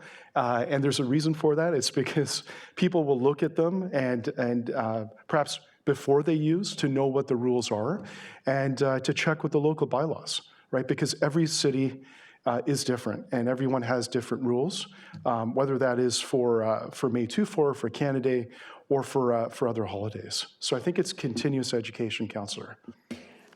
The comment you referenced regarding Brampton and that it was, I believe you said, a city malfunction that caused the problems that was associated there? That wasn't the one that I saw in the news where they were deploying them in a parking lot to the wee hours of the morn, and Councillor Parrish was... That's Mississauga. That's what I thought. So you haven't referenced that? So I think the events of Westwood Square, which we saw last year and we saw this year, I think that's more a function, as I understand it, of local groups and some geopolitical concerns that have involved people and that have used that area as a proxy for local issues. And just to be clear, that's in Mississauga, not in Brampton. Now, I will say this as well. I do think that given the proximity of that particular plaza, it's literally just south of the Brampton border. I think there would be those in Mississauga that would say, and I've spoken with councillors and staff about this, that there are people from Brampton that have come down and used fireworks because of the ban in Mississauga, right? So, you know, you saw all of this activity happening. You mean Brampton? Thank you, in Brampton. I won't do that again. But, you know, they're blaming each other, you know, for this. And I think enough to say they're obviously in the same region of Peel, and it shows you that the ban simply does not work. So much so that council, as I said, voted to allow the most popular product to be used and actually to rectify their own ban before it was even tested. Thank you. Thank you, Councillor Dudek. Councillor O'Meara? Thank you very much, Your Worship. Aline, thanks. Good to see you again. I guess, so two questions. What is your organization doing to come down on the bad actors in your own community? We had 9 police officers, I believe, or 9 people were arrested for shooting at police officers with fireworks in the past year. We've had gangs of 300 to 400 kids going and frequenting local places to purchase fireworks. So what is your organization doing to weed out your own bad actors within your community? And then secondly, and I actually tend to agree with you that this is much like the cigarette smoking issue. Municipality by municipality by municipality isn't going to work. What are you guys doing provincially to bring some rules to the game here? Because I mean, it's mostly kids and teenagers who are being, I mean, you can hand out all the pamphlets about how to be a good neighbor you want. I don't think a 17-year-old who's out to have fun with their friends and be a jerk is going to say, oh, but I read a pamphlet. So what are you doing provincially to bring that in? And what are you doing to weed out the bad actors that sell your products and that are responsible for a lot of the chaos that ensues in our communities? Yeah, thank you for the question. Just through you, Mr. Mayor, when you refer to my community, I'm just looking for clarity on your question. The fireworks community? Right. Sorry, you're representing the people who sell fireworks, right? Yeah, I am. I just wanted some clarity on that. I wasn't sure where you're going with that question. So, you know, again, we represent manufacturers, distributors, retailers, enthusiasts, you know, people that work in the industry. And I don't think stopping to say, you know, we're handing out flyers is something that we stop and end at. But I do know that vendors actively, when asking people, when they're purchasing fireworks, hey, questions like, how are you using them? What's your lot size? Like, is this a gender reveal party, or is this something you're going, you know, if you live in municipality X, you have to know what the rules are. So checking with them and asking them at the point of sale what their intent is when they're using that. And you know what, nothing beats a human interaction, I think, to the question, to get as much information as you can and to help advise a customer, you know, the answer to what they may not know, right, in terms of how to safely use the product. I think to your second question, what we're doing provincially, you know, this is an industry that is governed by the Ontario Fire Code, and you know, no one's breaking regulations here. But I think if we can enhance the education, enhance the safety, and enhance the awareness, you know, we'll be better off. We focus on the 99%. It is very hard to control that 17-year-old you refer to. It's hard to control the 1%, right? It is in everything, right? But it's a federally regulated, provincially regulated and municipally set of products that people need to know the rules around. And I think education is continuous, Councillor. Okay, thank you very much for that. Thank you, Your Worship. Thank you, Councillor. Councillor Knoll. Mr. Kanji, very nice to see you again. You as well. I wondered where you were going to show up again, but curious about a couple things. As a national organization, you're obviously interested in supporting the efforts of your members. Have you done any research in terms of community acceptance of fireworks? Because I know that as a councillor, and I've been around for a while, and I know that my colleagues, every time fireworks go off, it's one of those nights that we always fear to look at our phones because we know we're going to get 4 or 5 complaints. Have you done any research on sensitivity around where communities and people stand on the discharge of fireworks? Absolutely. So it's community specific. Sorry, through you, Mr. Mayor, to the councillor, and it has been community specific. So I'll give you an example. For my clients, and actually there's a question on the police earlier I want to get to that I did miss, but through my clients, I use Abacus data, which is the Toronto Star's pollster for my own public research and data. And we did poll on that in Mississauga not too long ago to ask about that. And it's interesting because the data, and I'm happy to share it with you, I haven't polled for Oakville, but the data showed that this is the least significant issue, but there's high community acceptance in using it. I think people saw through the pandemic that it was used as a product to actually bring communities together. And we see that, whether that is on Canada Day, on May 24, on Diwali, on Lunar New Year, there are instances of this, of how it actually brings communities together. And smaller events, community events, can often be quieter than having a large event, for 20,000 people, as we saw a week ago up in Brampton. And so, yes, we've polled on that, not specifically in Oakville, but I'd be happy to share that with you offline. I would be interested in seeing that, but what's the general consensus, though? I heard what you said, but can you break it down in a couple words? Do people generally support consumer homeowner fireworks, or is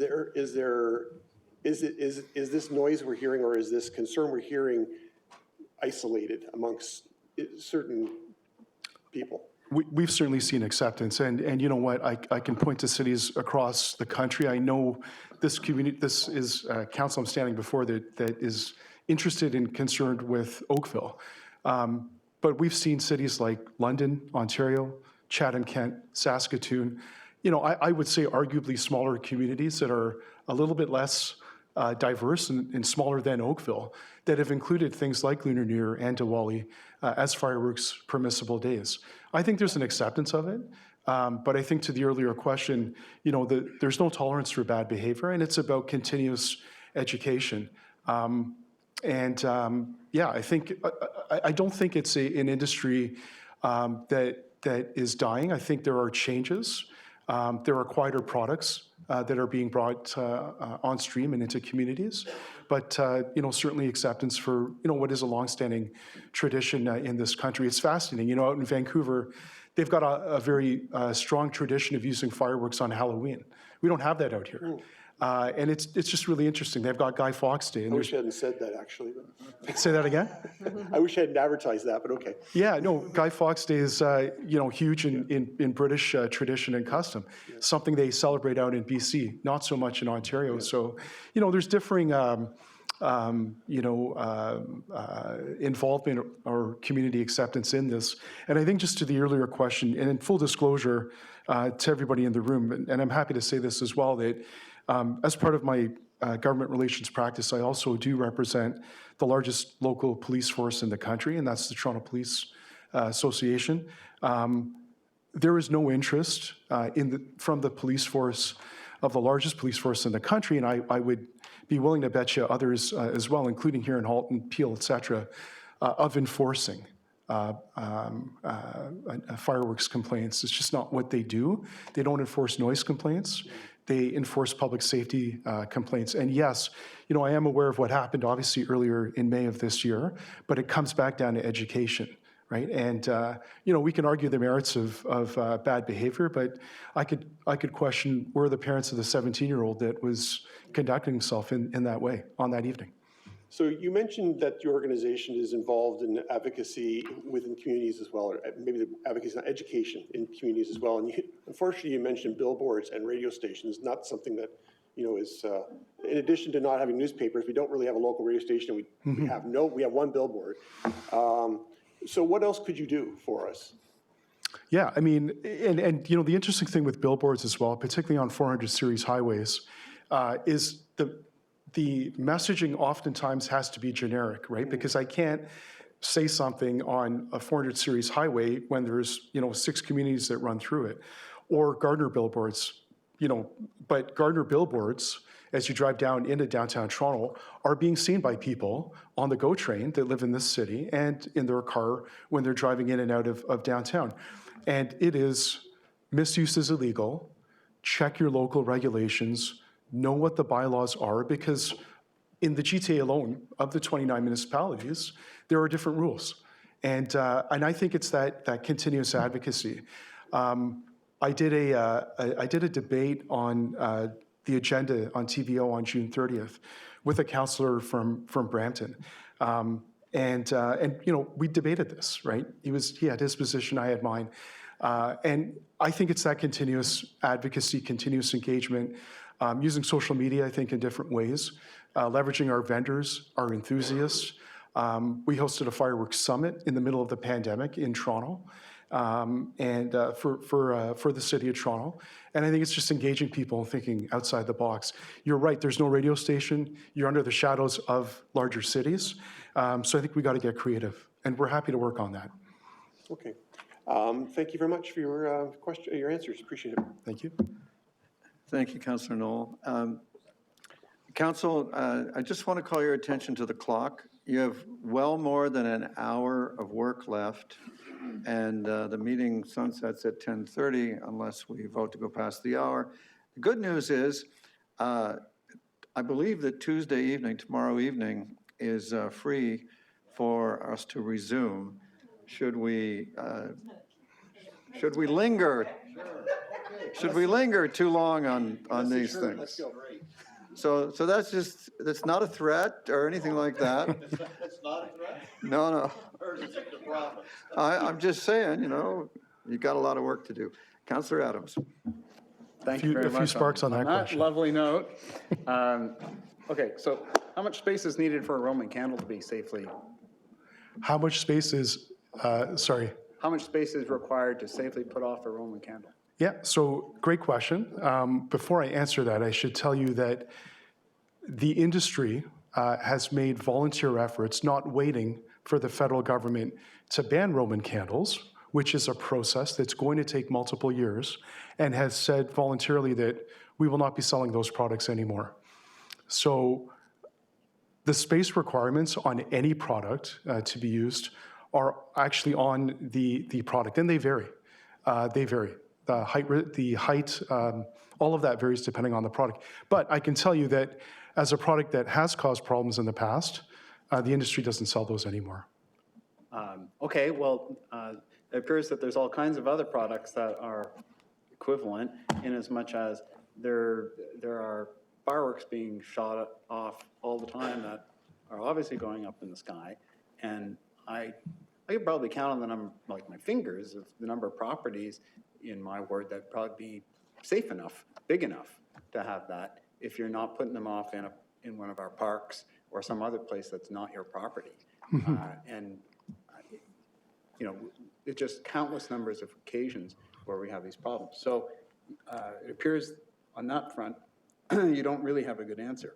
Sorry, the answer to the question is that if you look at the federal requirements, and they're in the federal regulations on fireworks, the actual answer for spectator distance is 2 times the height of the effect of the fireworks. So that's going to differ based on 4,000 different products. So I can't give you, an answer that's X, Y, or Z. Okay, well, fair enough. But I think we'd all times. agree that on a 30 or 40 foot lot, which is the common kind of size lots that we've got, none of those products would be appropriate. I wouldn't say none. I wouldn't agree with that. So Roman candles on a 30-foot lot are okay? We don't sell Roman candles. Okay, well, Because you've they're got other they're things problem that are equivalent. products. You name the product that flies up in the air that goes 100 feet or so in the air, and you tell me that that's safe to put off on a 30-foot lot with your neighbor right next door? So what I'm saying to you is that the federal regulations are 2 times the height of the effect in terms of spectator distance. And that is the sort of question that when you ask somebody, what are they using the product for? What's the size of their lot? You know, you can actually answer that question by asking the person who's buying it, the consumer, what they're using it for and how big their lot size is. Okay, well, I won't get into debate with you about that. You raised the issue about drones and the possibility that it would create PTSD, anxiety-type issues from people from war zones. Fireworks wouldn't do that? I think as a community, we got to look at things holistically. I'm not suggesting that fireworks don't create PTSD issues. What I'm saying to you is that in recent years, as drones have caught on to become a little bit more popular, they have the effect, and we've heard this from people, and I think to Councillor Knoll's question earlier, we've actually polled and we've asked people about this, that drones too also cause PTSD because the buzzing noise that people hear, it reminds them of active warfare. And we've heard that. We've heard that from new Canadians that have come here from the Ukraine, from Russia, from the Middle East, and from other conflict zones in the world. So I think it's holistic. I think the question on PTSD can't be looked at in isolation of just fireworks. Okay, so I'm happy that you recognize that fireworks can cause that problem. Okay, I think there's a lot of things that cause PTSD, Councillor. I don't think it's one item. I don't think it's just fireworks. You were the one who raised the issue of drones. So now you mentioned sparklers. Are there any other products that are similar to sparklers? And I don't have an issue with sparklers because you're holding a candle basically. But they're holding a, sorry, I didn't hear you. You're holding a small item, and it's that's not the kind of issue that's going to enter into your neighbor's property and those kind of things. Are there other small products like that? So you talked about the Brampton model and the creation of an exemption for sparklers. Mm-hmm. When that conversation happened, are there other products of a similar nature that should be considered? None that I know of. I mean, it was interesting that Brampton, a week before Diwali, passed that, and they included with sparklers toy pistol caps. I don't know what those are, but we sell fireworks, the industry does. And so, as the most popular product of fireworks that's sold, and, I think you're right, to your point, Councillor, it is kind of seen as a novelty item. I'm not sure there are other products that compare with sparklers. Okay, thanks very much for your time. You're welcome. All right, thank you, Councillor. Councillor Haslett-Thiel, your turn. Thank you, through you, Mayor Burton. Actually, my question is for staff. Councillor, let me take that as a prompt to see if we're done with the delegation, and then we'll go to you for staff. How's that? Any other questions for Mr. Kanji? Sir, thank you very much for being here and for your information. Thank you. Councillor Haslett-Thiel, we have one more delegation to hear from on this. Okay. Madam Clerk, would you call the next delegation, please? Next delegation is Mike Parsons. Mr. Parsons, welcome. We're interested in your views on fireworks. Good evening, Mr. Mayor and members of council. I'm not here to sell you on the concept of fireworks. Quite frankly, the very opposite. We reside in the Joshua Creek area. We have Councillor Adams and Councillor Lischina, and we've been very vocal over the years, and it's gotten a lot worse lately. No connotation to any celebration, be it Canada Day, Queen Victoria, Victoria Day, Diwali, but it's totally, and I know my friend in the back won't like this, that's totally got out of hand. We had it up until 3:30 in the morning a couple of weeks ago at Diwali. They were behind our fence in the Joshua Creek Park, standing on the portables with, as Councillor Adams called it, a Roman candle like this, holding it, shooting at somebody else on the other portable at 1:45 in the morning. Councillor Knoll, you call the police, they got a lot more important things to do than try and figure out what common sense these people don't have. You can't educate kids that come with a grocery bag of fireworks that they bought from a Kaboom truck. I'm sure the gentleman knows what I'm talking about. They drop a container in the plaza at Lakeshore and Southdown Road. They have a Visa machine. There's a guy standing at the back. What would you like to buy? A, B, or C? And they come in huge packages. Some of those packages are this long and they go on for maybe 2 or 3 minutes. I know because we're a park ambassador and we clean the park up every day after the fireworks. Sparklers, those big boom boxes are out on the soccer fields where the kids are playing at 4 o'clock that day. It's not funny. It's not fair. And I think there was another lady that sent a letter, I think, to our councillors today. Her poor dog's shaking, and I'm not trying to be a dramatist. A 150-pound German Shepherd shaking in his crate with the noise. I just don't know what education or what possibly you could do.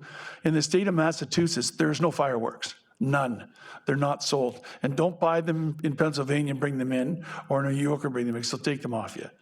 So I just think that I'd like council to implore and think about the idea of how we might come up with a solution, provincially mandated, federally mandated, whatever it is, that we stop it. Now, my main core business in Mississauga, if I can address what happened there. Councillor Duddick said that Councillor Parrish's name came up, and as of December the 1st is when their new bylaw kicks in. First fine, 50,000. Second fine, 100,000. That event that in the Westwood, which is right on the border, right behind the airport, was simply a bunch of people that got together and caused a huge problem. And of course, it reflects badly on everybody. But in our situation, it's in the parking lots of the schools.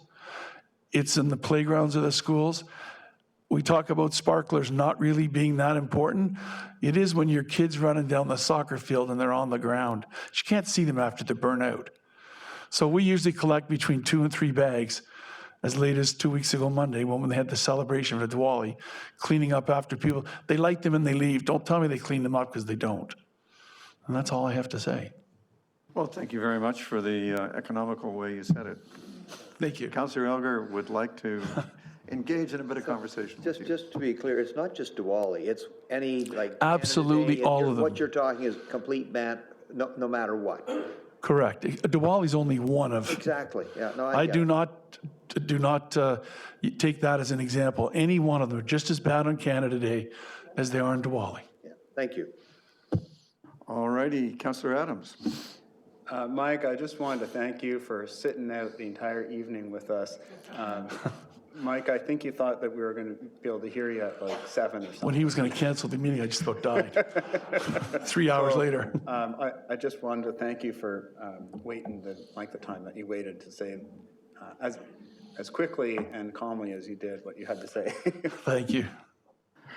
All righty then. Thank you, Mike. Oh, wait, we got one over here.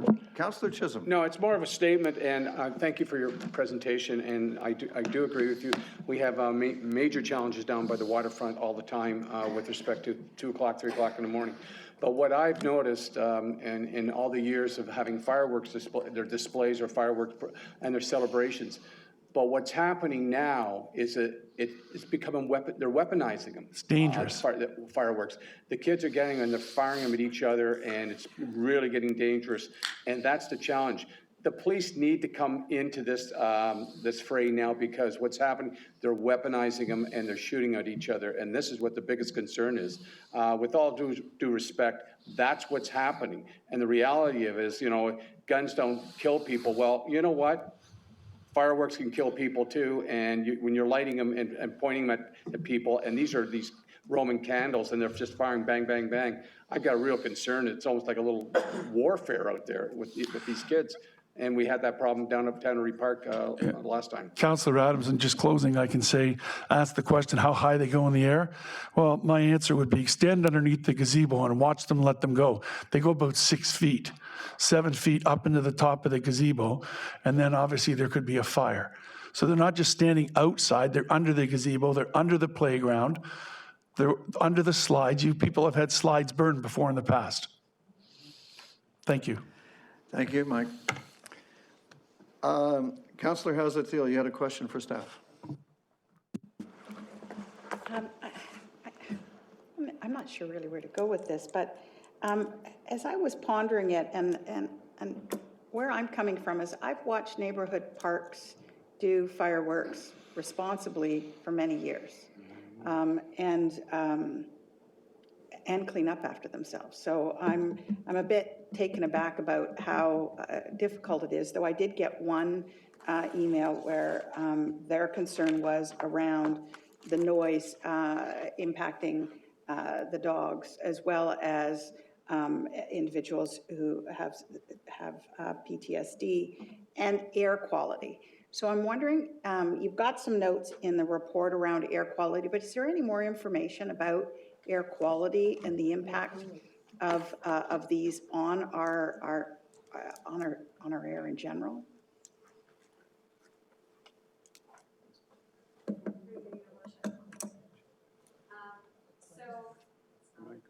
There we go. Thanks. Through your worship. So Brampton did certainly have a look at the air quality. That was one of the big issues that they had when they proposed their initial ban. At this time, we don't have any information as far as the air quality impacts in Oakville. If that's something council would desire, we can take that away and look at that further with any review directed by council tonight.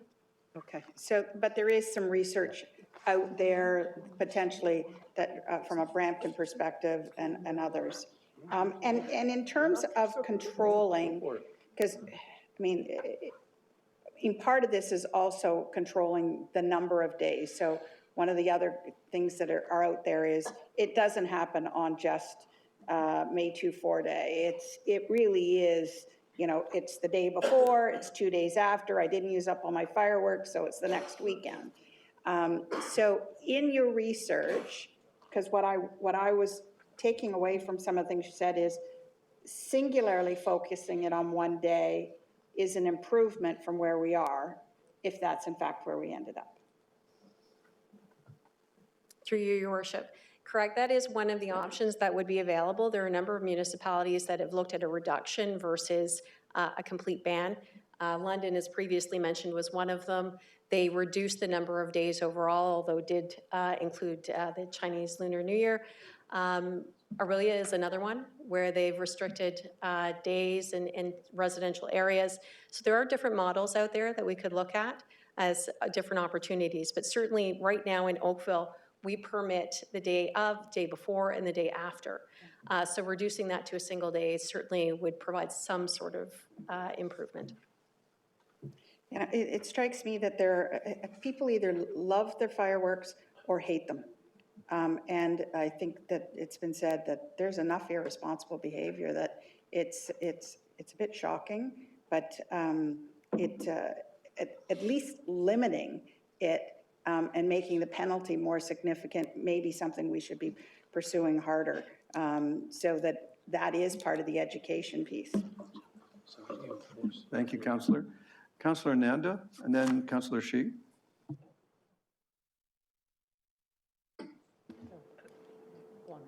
Thank you, Mr. Mayor. So I need to ask a staff question first. All righty, Councillor Shi then. Okay, thank you. So I noticed the report, there's something about the number, the budget, about the public consultation. So my question is, would you explain this? So what that include and what the numbers is coming from? Thank you.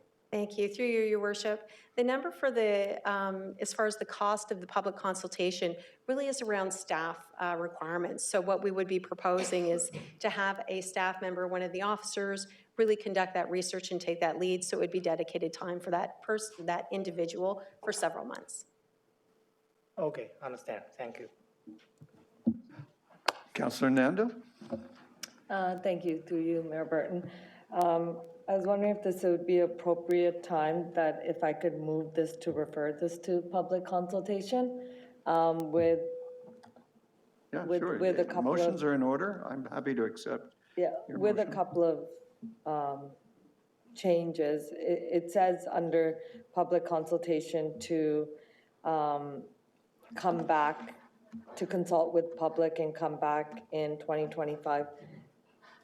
But I'm thinking that we would only maybe need 3 or 4 months, maybe up until April, to see if we can get public consultation and then with the capital costs, we were trying to see if we could do public consultation through ourselves, through town meetings, or through our consultation, that we didn't have to use so many capital funds to do this.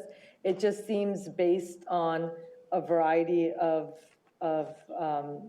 issues that are here, that there's consultation that still needs to be done on both sides for us to decide whether there should be a ban. City of Oshawa is going to public consultation to look at what enforcements there should be, whether there should be permits. It just seems like there's still some issues that we need to look at, and we know from our residents that a lot of public still have their views that they want to be heard.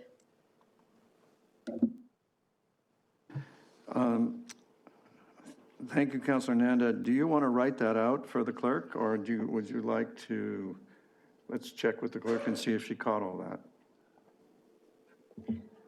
I just got the first one, that you're directing the report back to council in April. Was it April of 2024? All right. I wonder if I could make a suggestion. Perhaps the wording could be that council and staff consult with the public on the use and sale of consumer fireworks in period, just take out in 2025, and report back to council in, I was going to suggest fall of 2024 to give you plenty of time with the results of the consultation. I don't believe that we need to, to put a charge in the budget for existing staff time for this doesn't strike me as, it's not consistent with my theory of accounting. It's an assignment of staff that we're engaging for this, so I would resist the idea that it needed a budget item. But after what we heard tonight on the Westminster and Woodhaven matter, it seems to me whatever we do, we should try to do a ground-up consultation that starts with what's the problem, and let's see if we can get the public together to define the problem and then build from that. And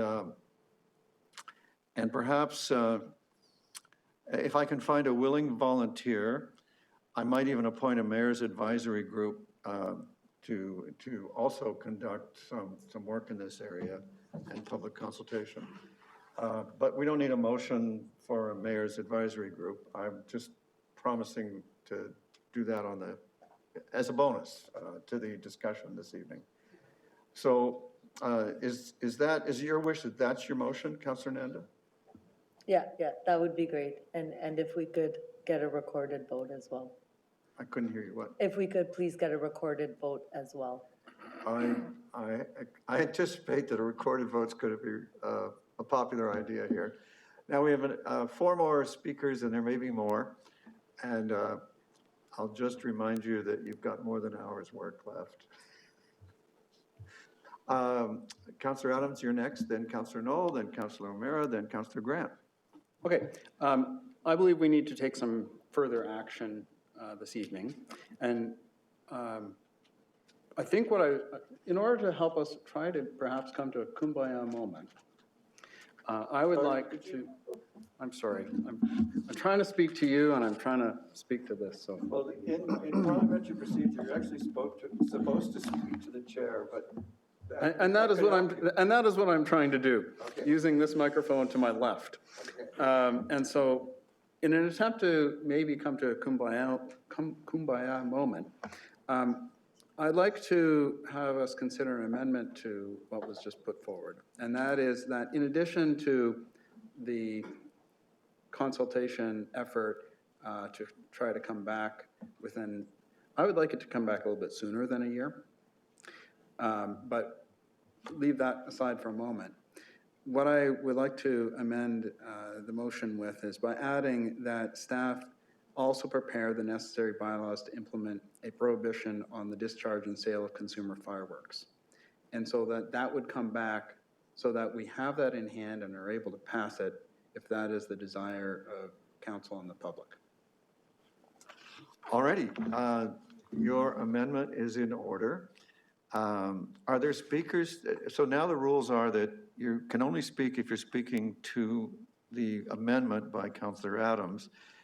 Are the, Councillor Knoll, are you speaking to Councillor Adams's amendment? If I would have had to have been omniscient if I was, because I put my hand up early, but I will speak to it just quickly. I'm not in favor of I won't vote for the amendment as proposed, but if instead of a bylaw to ban fireworks, if there was several options drafted by staff that could be used as a tool for public consultation, I would support it. So instead of presupposing the conclusion, if there could be different options provided for the purpose of facilitating asking the public the question, that could be things like ban, reduction of number of days, and any other types of regulations that might be appropriate. Councillor, I take your point that we shouldn't look like we're presupposing, but having anything prepared will, based on what we heard earlier on the other item, give the appearance that we're not starting from the ground and working up to first identify the problem and then consider people's ideas for solutions. I'm fine with that too. I was just trying to be supportive of my colleague here and try to find a compromise. All right, so Councillor O'Meara, are you speaking to Councillor Adams' amendment, or are you going to wait till we dispatch this amendment? I would really like to hear from staff before I vote on what's going on. I've got some questions about the report, so I'm not sure how to vote on an amendment when I haven't been able to hear from staff about what wait and monitor other municipalities mean. So I'd like to ask staff questions before I vote on the motion, but I don't know if that's appropriate now or not. It's out of order. Okay. Because of our procedure bylaw, which was unanimously adopted by council. Well, I just wish then that our staff gave a presentation before the delegate got up and spoke so that we had a chance to listen to staff rather than the delegate first and no staff. So I don't know how we skip that part of the delegate of the procedure bylaw in that case then. I'm not sure how we're making a decision with not hearing from staff on a report. I'm not sure how we do that. Councillor, you have the report from staff. And I wish I could help you, but I'm supposed to enforce the procedure bylaw. Councillor Adams is the only hand left on the amendment by Councillor Adams. I have one procedural question, which is what was the date or time that was added in the original motion? She said fall, or agreed to fall. Could we make it spring? If you amend it. But you have an amendment on the floor. Councillor, you have an amendment on the floor. It's the only thing you can speak to. I was just told by the mover of the original motion that she said April. She agreed. I asked her, I read alternative wording and asked her if that was her motion, and she said yes. I understood her to agree to fall. But we'll settle that when we get to her motion if we ever deal with your amendment. Okay, then I have one other clarification. Does staff actually have a presentation? No, they do not have a presentation. Thank you. So, can I put the vote on your amendment? Does anybody, okay. Does anyone object to Councillor Adams' amendment that staff be directed to prepare a bylaw to ban say it again? It's so long ago I forget. So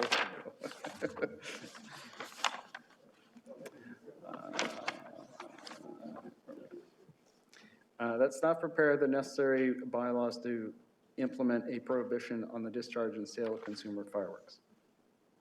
So we're going to ban the sale of the products and the discharge? Correct. Thank you. I'm told in December we're going to get a stronger audio system. I heard that today. All right. Is there any objection to Councillor Adams' amendment? Councillor Adams, your amendment fails. Now, other amendments are in order. Councillor Nanda has clarified that her intention was April as the return date.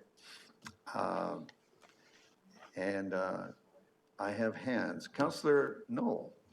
Thank you, Worship. First, a question to staff. I just wanted to clarify do we have statistics on where the complaints are coming from? This is probably this is a bylaw question, obviously. Are they coming from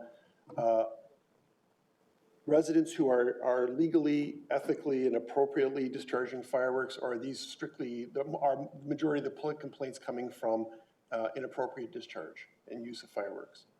I know what they are in my ward based on the calls that I get. I'm curious if we have a statistic overall. Through you, Mr. Mayor, tonight we don't, I can't tell you exactly. Anecdotally, I can tell you that the way the calls come in, we would assume, and the officers assume, it's because they're not setting off fireworks in a way that we would expect them to do it. And for some of those reasons, we're hearing about it on town property, we're hearing about it in our parks. Right off the bat, that wouldn't be permitted. So the numbers that would be on a private property, as Council noted earlier, with the size of our private properties and the requirements in the bylaw, it would be very few. In that case, what would the, how do you, again, anecdotally, or just from an opinion of our chief law enforcement officer at the town of Oakville, how successful do you believe that enforcing a ban if the bulk of the complaints and the bulk of the issues are coming from people who are not respecting the rules that are in place today? Councillor, are you sure you're speaking to the motion on the floor, which is to refer the matter for public consultation? Well, justifying my position on the thing. And if I can get a response to that, then I have a comment I want to make. It's leading to a narrative that I'm pursuing, so. Councillor, proceed. Through you, Mr. Mayor, and I think I have said this before, enforcement of fireworks, and it does say it in the report, is very difficult because it is a bit of a transient situation. Officers get a call, they may be across town, they come to that call, the fireworks are gone, the people are gone, so there's no enforcement, and then they respond to another call. So I don't think it's as successful as if we get a call to a noise complaint at a residence we know is there, we go to the residence, we can talk to the people. So there are difficulties with fireworks enforcement. Okay. So with that, Your Worship, I do want to comment that I do support Councillor Nanda's motion. I would prefer if it was to be August, especially since councillors are going to be part of the consultation process. It'll give us a couple newsletter cycles, et cetera, to get that through. But the motion on the floor, I do support it strongly. I do think that, and you mentioned it yourself earlier today, that ironically, just in Ward 2, we had an issue where it was reemphasized how important public consultation is. So getting that consultation, engaging the public on this, I think that is critical for something that is a time-honored tradition amongst both, folks that celebrate Victoria Day Canada and also our new friends that are supporting or that are celebrating Diwali and Lunar New Year. So I think it's important we get everybody's perspective before we take any long-standing actions on this. Thank you, Councillor. Councillor Grant? Thank you. First, seeking a motion to go past the hour? I would gladly accept a motion to go past the hour. And under our procedure bylaw, that takes precedence, and we can vote on that and come back to this. Thank you for the motion. Is there an objection to going past the hour? 1, 2. It's close, Councillor O'Meara and Councillor Elgar, but Councillor Grant's motion passes handily. Councillor Grant, did you have more? I do have initial. I've been enjoying the tennis match about, is it April, is it fall, is it going to be August now? I'd like to know from staff what they think a timeline that would be realistic would work for them. Through you, Mr. Mayor, thank you very much to the councillor. We do have a full work plan for 2024. So in light of making sure that we give this the time and the consultation effort that it deserves, I do believe fall would be best. Thank you. Thank you, Mr. Mayor. Thank you, Councillor Grant. Councillor Nanda, do you want to translate those head nods into anything? Okay, thank you to Councillor Grant. That was going to be my question. What is more feasible and makes sense? So I will go with staff's recommendation for fall. All right. I'm good with that. Councillor O'Meara. Thank you, Your Worship. Just a question to staff. Does referring this back and giving you time for more public consultation change in any way, shape, or form our ability to enforce a bylaw? Should we bring one forward at all?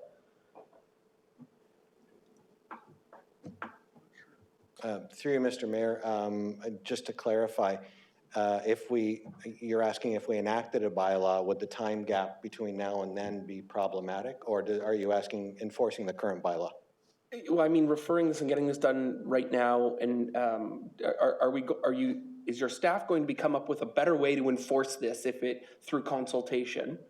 I mean, is that part of the exercise that you're going to undertake here? Coming back next fall, we're going to have some way that we can catch people as they're shooting these things off in the night? Or I mean, is it just to ask people, hey, do you like it? Hey, do you not? And what should we do? I'm wondering what the consultation is. Councillor, in the motion, which you actually have a copy of, the option number 4 in the report, all that's happened is Councillor Nanda's adopted that and made a few small changes in the wording. The consultation is with the public on the use and sale of consumer fireworks. If your question is, as I thought it might be, but maybe it wasn't, if your question was, could we actually enforce any restrictions given the level of municipal power, that's a great question to ask and a good one to come out to bring into the consultation and a valuable suggestion. Sure, thank you, Your Worship. That was eliciting what I was trying to get to, so I appreciate that. So if we can do that, that would be much appreciated. And yeah, I'll leave it there. Thank you, Your Worship. Thank you, Councillor Merritt. Councillor Haslett-Deal. Procedurally, are we allowed to make a further amendment? Yes, amendments are always in order unless there's an amendment on the floor already. So so I'm supportive of the public consultation and trying to ferret out how we fix this, but is it possible to add an amendment that says, and through the consultation period, that fireworks are only permitted on the day of? Councillor, yes, you can move that, and that would be in order. It's a little bit anti the purpose of the motion, so it's, in my view, it's borderline because an amendment can't be contrary to the main motion, but, Yeah, So I would suggest, I'll tell you what, I'll make it easy. I'll rule that amendment out of order because it's contrary to the main motion. Okay, I'm fine with that. I just think I mean, we can talk to people, and I do agree that we need to do it from the ground up, but it would certainly relieve a lot of tension if people could only do fireworks on the one day until we get to a decision about anything further. But I will actually accept that I've been ruled out of order. Thank you. That's very kind of you. Councillor Nanda. Thank you, Mayor Bird. Are these things that the councillor was just asking, things that the staff can just put as a part of consultation? Wouldn't this be a part of consultation for the public? Everything to do with use and sale of consumer fireworks is the subject of consultation. It's antithetical to the concept of consultation to pass something before you consult. So, and that's why I ruled the amendment out of order, because amendments cannot be contrary to the main motion. May I call a vote on Councillor Nanda's motion? Is there any objection to Councillor Nanda's motion? Councillor Adams, I see your hand. It's once again very close, but Councillor Nanda's motion carries. Madam Clerk, a recorded vote was called for. Could you record Councillor Adams in opposition, and the rest of council in favor? Okay, thank you, everybody.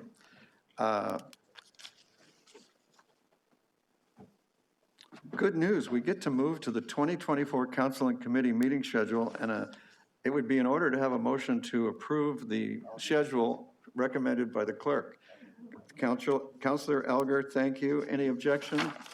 Good news, that carried. Oh, and thank goodness. Now, on council appointments is next. I need a mover for a motion that I will now detail. And the problem, so we have a bit of a discussion that we have to have. We need 2 more members for the appeals and property standards. Thank you, Councillor Elgar. I need 1 more volunteer. Councillor Chisholm, you are a sport. Thank you. And the other thing I need is to note that following discussions between them, Councillor Longo is withdrawn from wanting to be continued on 2 Wharf, and Councillor Lischina has expressed a desire to serve there. She's withdrawn to withdrawal? Yes, you could say that they have changed places. And so the motion I'm looking for would be that we appoint Councillor Giddings to the Accessibility Advisory Committee, and I thank Councillor Giddings for being such a stalwart on that front. That we appoint Councillor Duddick, Councillor Haslett-Deal, Councillor Grant, Councillor Elgar, and Councillor Chisholm to the Appeals Committee and Property Standards. That we appoint Councillor Giddings and Councillor Shi to the Heritage Oakville Committee.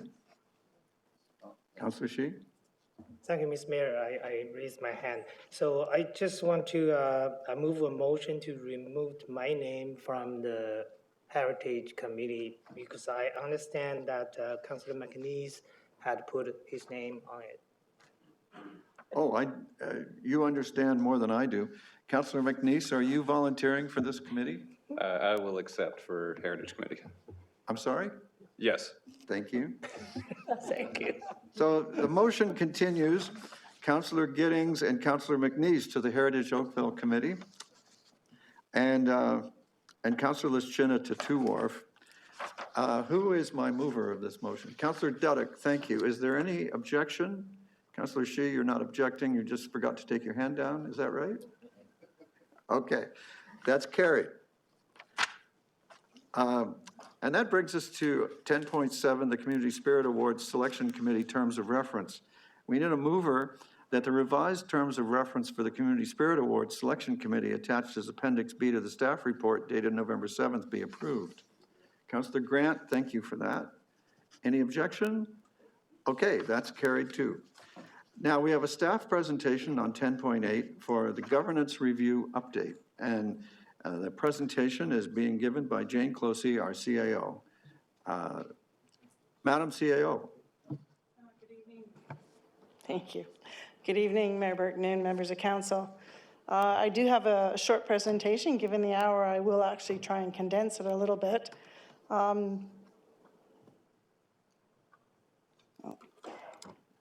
Starting on the first side, just a bit of background in terms of governance review that has happened in the last little while. The province has been quite active since 2019, and actually I would suggest before then in looking at what is the role of the region in terms of all matters.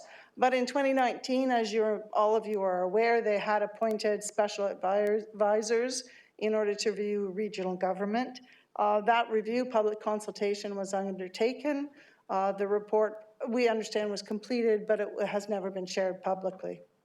Then in November of 2022, the province announced a new review of regional government, and that was the assignment of appointed facilitators in order to review mostly the regions around the GTA. Throughout this time, myself and the other Halton CAOs, many of the ELT members had been monitoring what had been going on and happening with the province, given the various announcements that they had come out.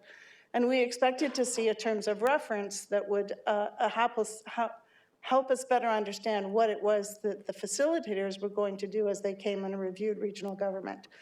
Those things were never really quantified or provided. There was some indication when they had assigned the audits that the review was not just about increasing the supply of housing. It was also to look at the effective and efficiency of government.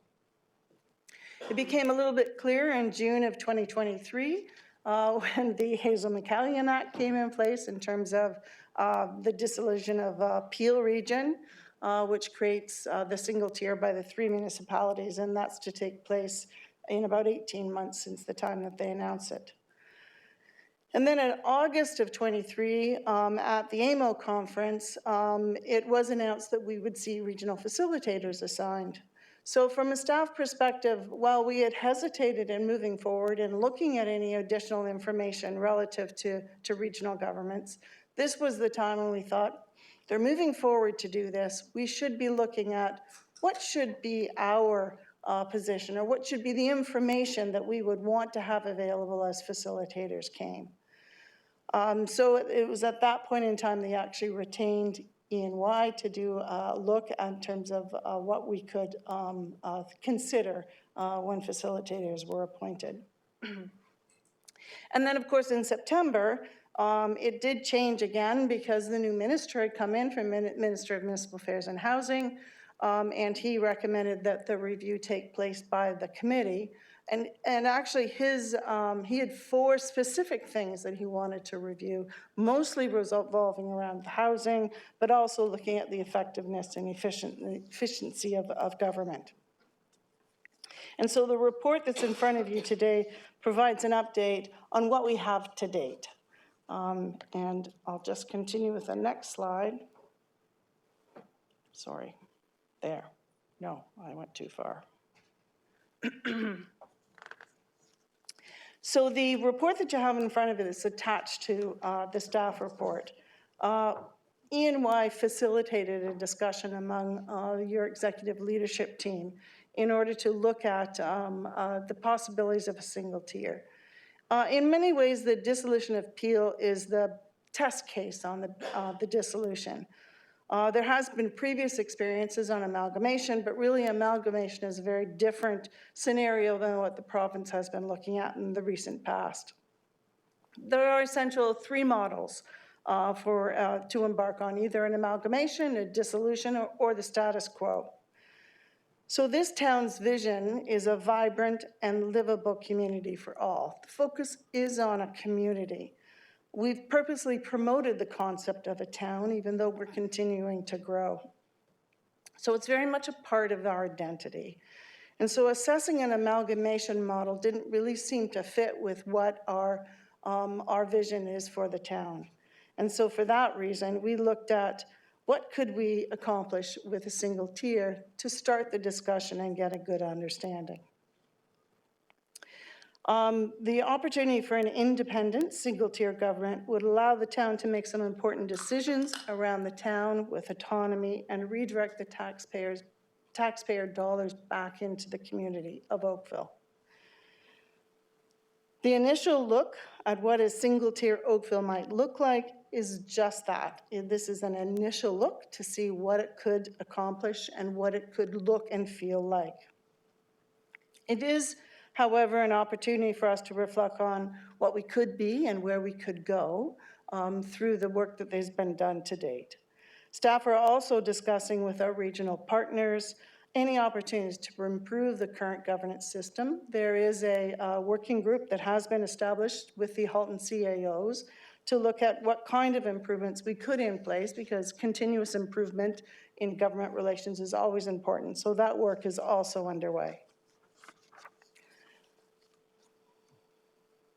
So the specifics of the E&Y study. We looked at some guiding principles that would then enable us to review each of the services that are provided between the town and the region and determine what an alternative model or delivery model there would be in delivering that service based on its ability to achieve these 5 principles. So we looked at it in terms of the operational efficiency. What model was the best way to achieve that operational efficiencies for a particular service? Financial sustainability was the second one. You can see the 5 of them on the screen. Service excellence is really the customer and how we can deliver the customer the best types of customer experience. The town's independence goes back to the ability for the town to control those types of decisions, streamline and retain our identity going forward. And of course, directly related to the province is meeting the housing targets. So in reviewing or looking at the study, it's taken each one of the services, evaluated against that, against these 5 principles, and then looked at a delivery model that could occur with each one of those services. And the 3 delivery models are set out here: local delivery, a joint services board. Joint services board is really a board that's put together. The decision-making and the delivery of the services is coordinated by the municipalities, and it is organized and managed through a board. Municipal corporation is slightly different. It's a utility-type model. The best example you would all be familiar with is OEC. It is a type of municipal corporation that delivers a utility. So these were the various delivery models that we looked at in the study. And with that review, we assigned how various services could be provided, either through the town of Oakville, and so that really retains a lot of the services that we currently deliver, but it expanded it to include water and wastewater. That's mostly the local distribution component of it. The delivery of roads, because that goes to the character, the nature of the community itself. And then planning and development is pretty well the way it is right now under the new legislation. There were 2 joint services boards that were suggested as a model to move forward with these, which was a bundling of all the health and services, social services. We did not look at transferring these services to the province because many of these are provincially funded almost entirely. In fact, there has been some discussion about public health being looked at it in a slightly different way. But none of those decisions have been made, so we have suggested that a bundling of those services within a joint services board would be the best way to achieve it based on those 5 principles. An emergency services board was the second one. The municipal corporation components were the transit services, and these are predominantly utility-based, particularly in the water and wastewater, which is the regional transmission type system. That's the plants and the major pipes. Now, the municipal corporation could also be delivered in a different geographic area. There's always been discussion about transit services. Excuse me, and the region is undertaking the operationalization of transit services, which is looking at different models and different geographic areas. So it doesn't necessarily constrain it to this particular region. So those were the potential governance models and the services that we assigned to it as this initial review. So that brings me to the council resolution that council had on that they endorsed on October the 23rd. This report does not achieve or does not report on what was asked for. What we thought was important to bring forward, because you had asked for a report to come forward at the next meeting, was the work that we were undertaking. The work we were undertaking was helping to get our heads around what were some opportunities for the municipality and moving forward. If we wanted to go to the extent of looking at the financial analysis, the risk analysis, which are generally what is outlined in the resolution, it would be a much more extensive report. And that would actually be well beyond what our, from a staff perspective, is our budgeting ability. So we'd need a staff direction in order to carry that forward. So, Council, I do have Mohammed Bahami is here from E&Y, if there's any specific questions on the report itself. The report is here for your information. It's a piece of initial work that we've undertaken in order to better understand what are some of the opportunities and options we have in front of us as the province really considers the governance of a region and local municipalities. Thank you, Madam CAO. I would just ask you to put that slide, if we could get that slide back up, please. It went down a little too fast.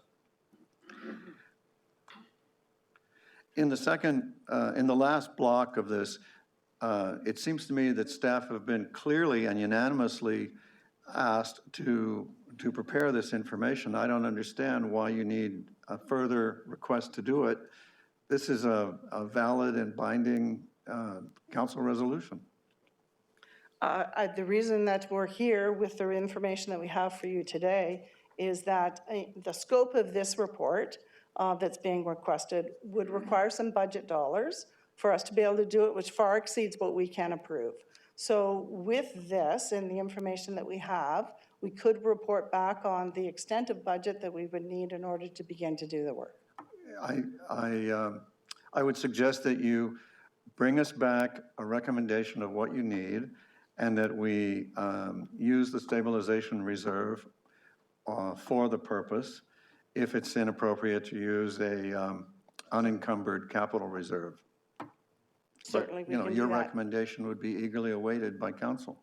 We can certainly do that. We have started those works now, anticipating what you had done, but we don't have it completed. Okay, well, earlier this evening, we had a bit of a discussion about staff following what council says. I think you've got a really clear direction here, and if you need financial resources, you know how to get them.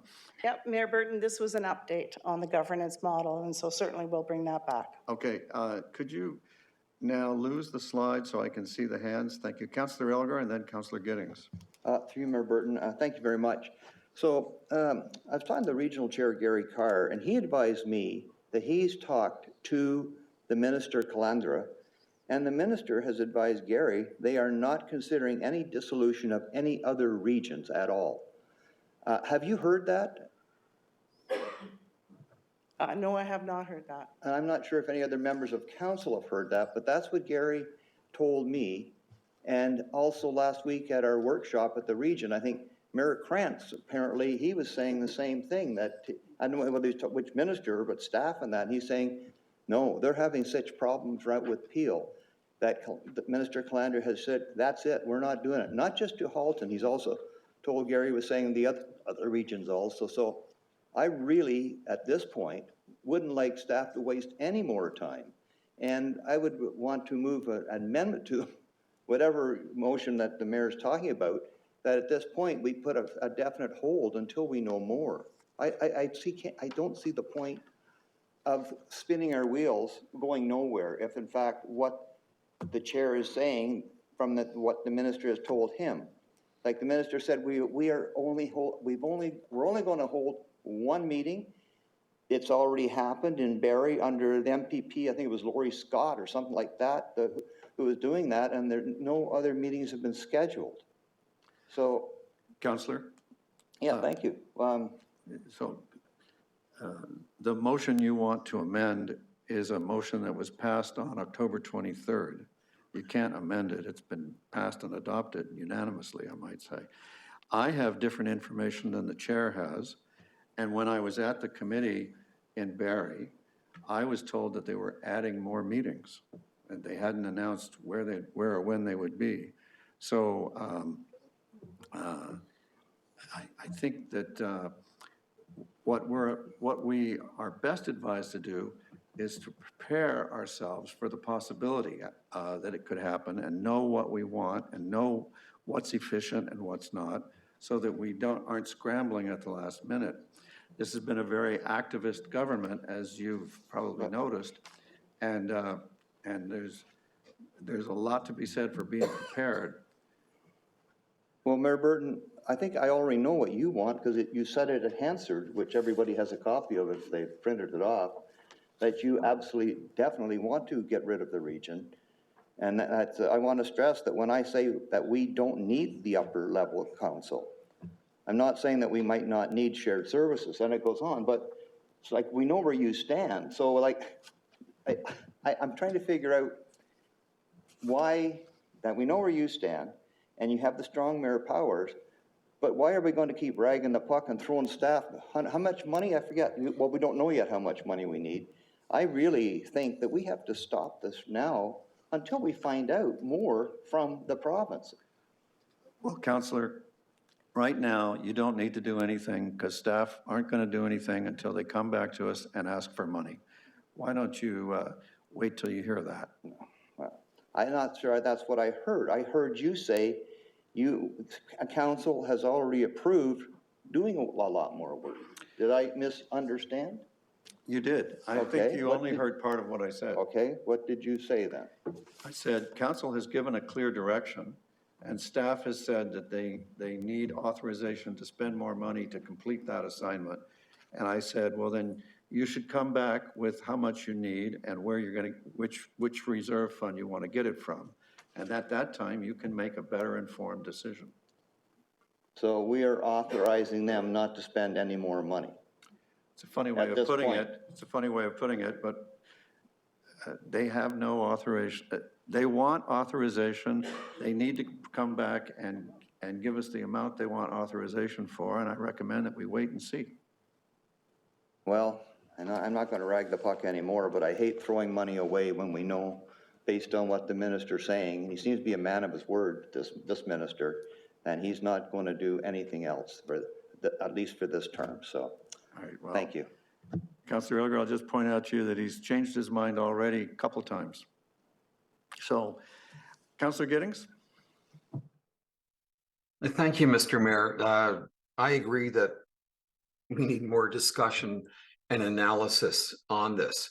You know, going through the report, it seems that the regional services obviously are going to continue under different delivery models.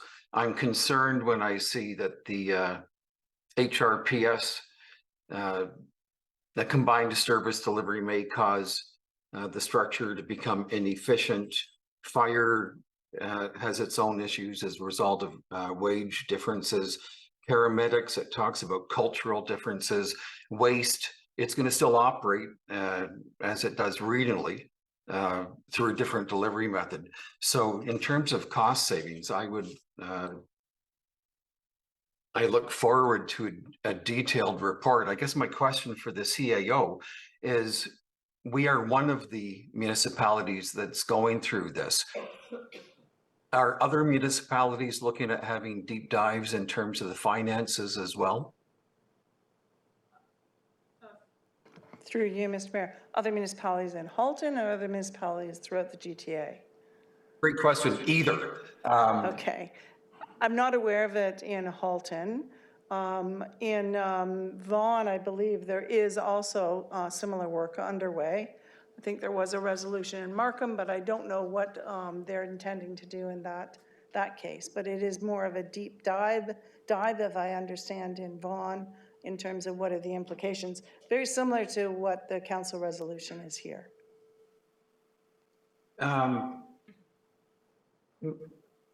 Difficult to make assumptions, and sometimes it's a scary process, but we could possibly see similar outcomes based on the similar services done by other regions.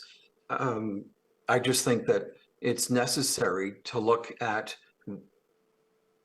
how much, if any, money is going to be saved.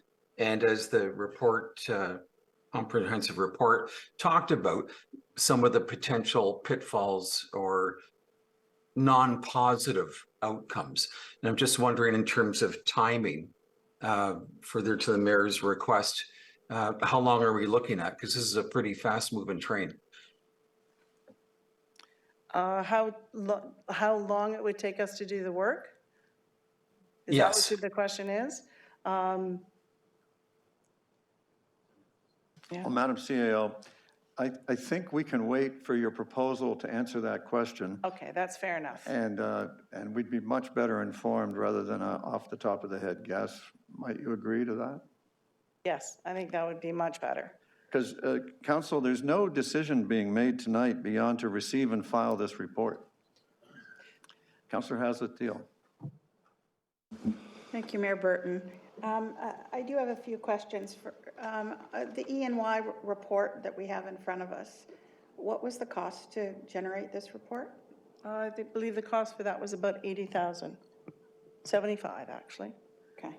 So I guess, while I appreciate that there was initiative to get some facts, or sorry, I'm not even going to call them facts, a model on the table, it kind of would have been nice to know before we put that motion forward that this was work in progress. I mean, it's kind of a bit of a big surprise, but is E&Y working with Peel now, or was it that they wrote the report about transition for Peel?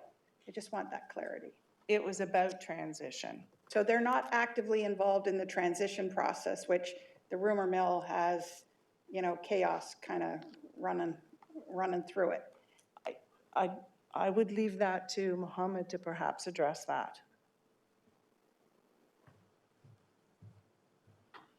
Through the chair, EY is currently not engaged by the province or anyone related to Bill 112.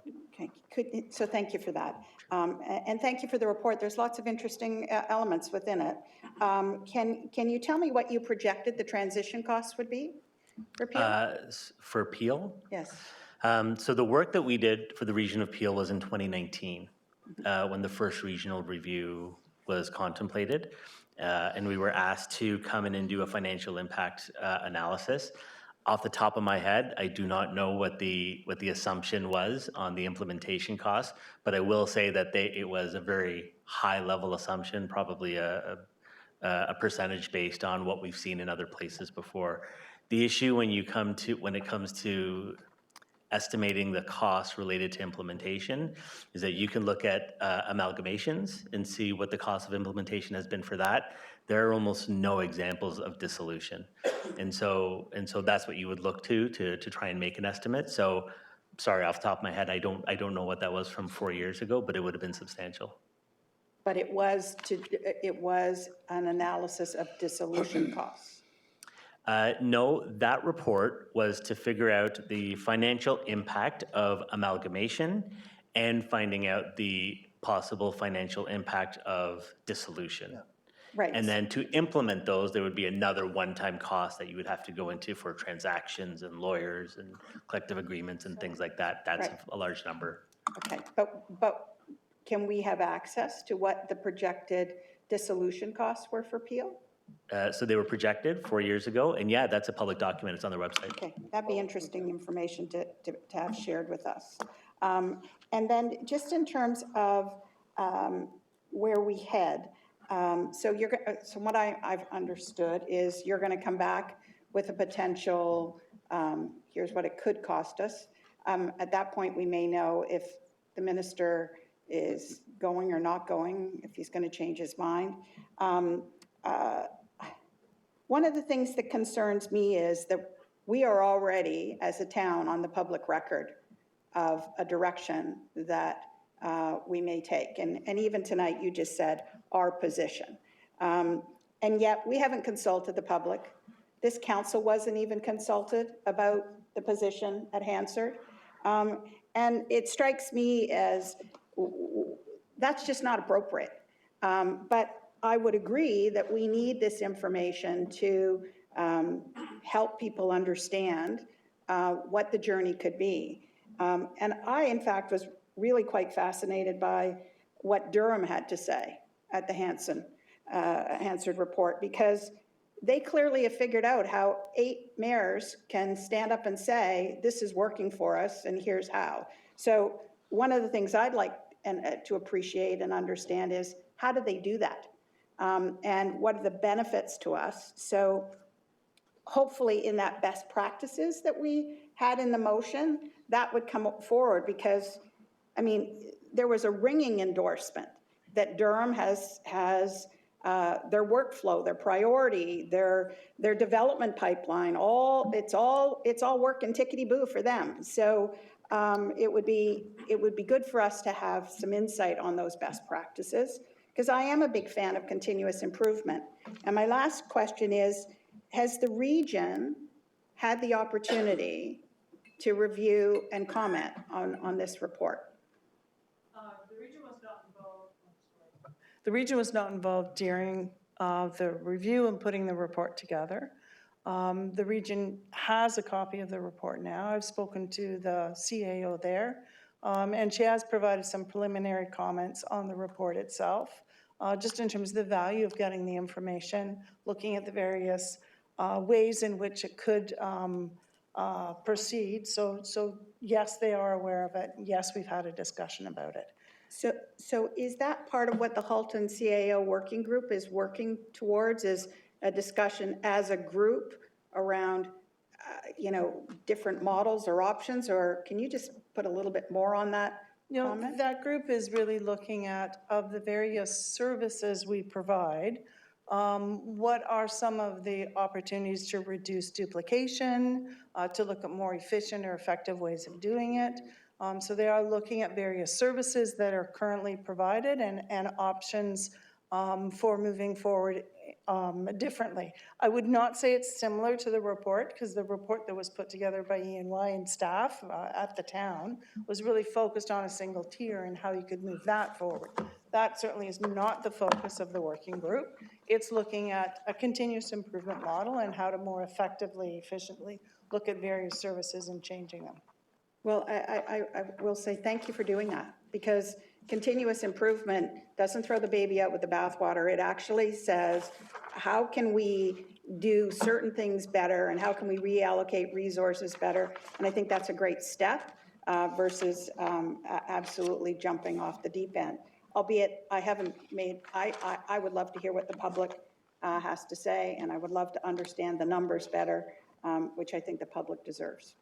If I can just add, I do think the work that we've done here helps that continuous improvement. It may look out to one model in the longer term or the single tier, but there's all kinds of ways because we looked at each one of the services of pulling it back and perhaps looking at it through a continuous improvement model. So it's valuable for those discussions as well. Thank you, Councillor Hazeltine. Who would like to give us the indicated motion to receive and file this information? Councillor Knoll. Any objection? Madam Clerk, there being none, that carries. Council, we have a confidential discussion item that I think we're going to have to go in camera for. And I don't see anything left on the agenda that I can pull forward into the public session. Well, here's one. I apologize for interrupting, but I did want to just speak in public with respect to the confidential item and provide you with an alternative. Which would be to defer it until December 4th. We can determine if there's additional information we could bring back to you at that time. I know there's some information that I was planning to provide to you tonight that's important before council makes a decision, but I was going to offer that as a suggestion. I'll just ask if anybody Councillor Knoll is moving that we defer it to December 4th. Is there any objection to that? Look at that, there's no objection, that carries. Thank you, Ms. Huckworth, and thank you, Councillor Knoll. So, advisory committee minutes. Would someone like to approve the Accessibility Advisory Committee minutes? Councillor Chisholm, thank you. Any objection? Carried. Would someone like to move that we rise and report? Councillor Longo, thank you. Any objection? Oh, look, it carries. I rise and report the Committee of the Whole has met and made recommendations on consent items 8.1, 8.2, discussion items 10.1, 10.2, 10.3, 10.4, 5, 6, 7, and 8, confidential discussion item 11.1, and advisory committee minutes item 12.1 as noted by the clerk. A mover and seconder to adopt the report would be in order. Councillor Shi, thank you. Councillor Lischina, thank you. And is there any objection to the report? There being none, that's carried too. Council, you have your information items. I don't see any hands. Your status of outstanding issues. And there's just one little piece of new business that I know about, and there's a request for report. Can I just do the I'd like to do these out of order, actually. Let's end on the new business. Councillor McNeese and Councillor Giddings have brought a request for report that staff be directed to report on the potential public ownership of the former Greb property in order to address such issues as, and there's a list of 5 things. I don't think I need to read them. They're all in front of you. Councillor Dudek or Chisholm? Okay. Then let me ask if there's any objection to the request for report. Madam Clerk, there's no objection. The report request is approved. And that brings me to the one small bit of new business. I don't have it. He sent it just before the meeting started. Oh, Councillor O'Meara, would you like to do a request for report? I would, Your Worship. It's very short. I can read it. It's just about 1 sentence if that helps. Please. That staff report back by February of 2024 with options for transition provisions related to the applicability of the rental housing protection bylaw for applications that were well advanced in the planning process at the time the bylaw came into force. Thank you. We just need a seconder. Councillor McNeese. Councillor McNeese, thank you very much. Any objection to the request for report? Congratulations, Ward 1. Your request for report has been approved. You're batting big today. Councillor Dudek. Thank you, Your Worship. I know it's not typically in order, but I wonder if I could just make a few comments regarding the Oakville Santa Claus Parade. When we get to new business. Thank you. Of a congratulatory condolence or whatever nature. It would be perfect for that. That would be perfect. All right, and we're now there. Councillor, please go first, and then I'll follow. Okay, our 75th Santa Claus Parade took place on Saturday, and as you can appreciate, there is a considerable amount of planning that goes into hosting such an event. It is important that we thank those who helped give the gift of their time to make it happen.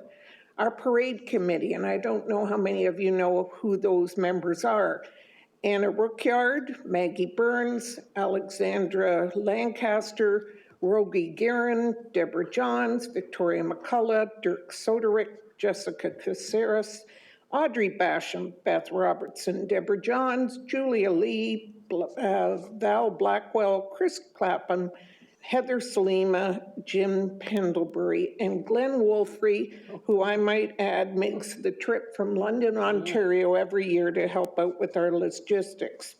And special thanks to my council colleagues, Councillor Lischina, who keeps our VIPs in order, always a challenging task. Councillor Grant for hosting the parade reception with his assistant Deirdre. Councillor McNeese, Councillor O'Meara, Councillor Chisholm, Councillor Hassett-Theo, Councillor Nanda, Councillor Shee, Councillor Noel for providing families an after-parade activity at film.ca, as well as loaning his son to marshal in the parade. Very much appreciated. Mayor Burton and his office for their outstanding support in making our 75th parade such a success. Just about every town of Oakville department has assisted behind the scenes, but special shout out to park staff, roads and works, and Oakville Transit for their efforts. Thanks to our parade sponsors, as well as Tim Hortons from Cross Avenue and Oakland Mercury Ford for their support. And finally, 2 very special people, Mr. and Mrs. Claus. Thank you for making the trip from the North Pole to join us each year. This year was our 75th anniversary of the parade. Judging by the feedback from those both in the parade and watching the parade, it was a resounding success. And we couldn't do this parade without the support of those involved, so thank you. You have definitely made it onto Santa's good list. And I'd like to share some exciting information that Councillor Shee has very kindly offered to take the baton in being the co-chair for the Santa Claus Parade. And I have committed to mentoring him for the following year so that he doesn't feel he's going to get coal in his stocking. So thank you very much, Councillor Shi. I think you're going to bring a great asset to the parade. And I've seen so many of the events both you and Councillor Nanda have organized. I know we're in good hands, so thank you. Bravo.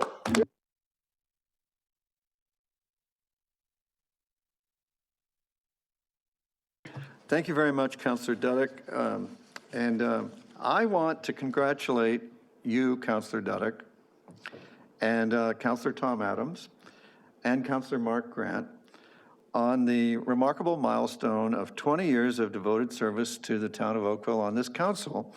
That august moment occurred on November 10th, last Friday, I guess. And I would be remiss if I didn't mention that coming up on December 1st, our real veterans, Councillor Alan Elgar and Councillor Jeff Knoll, will be passing the milestone of 23 years on the council of the town of Oakville. So from all of us newbies, thank you very much.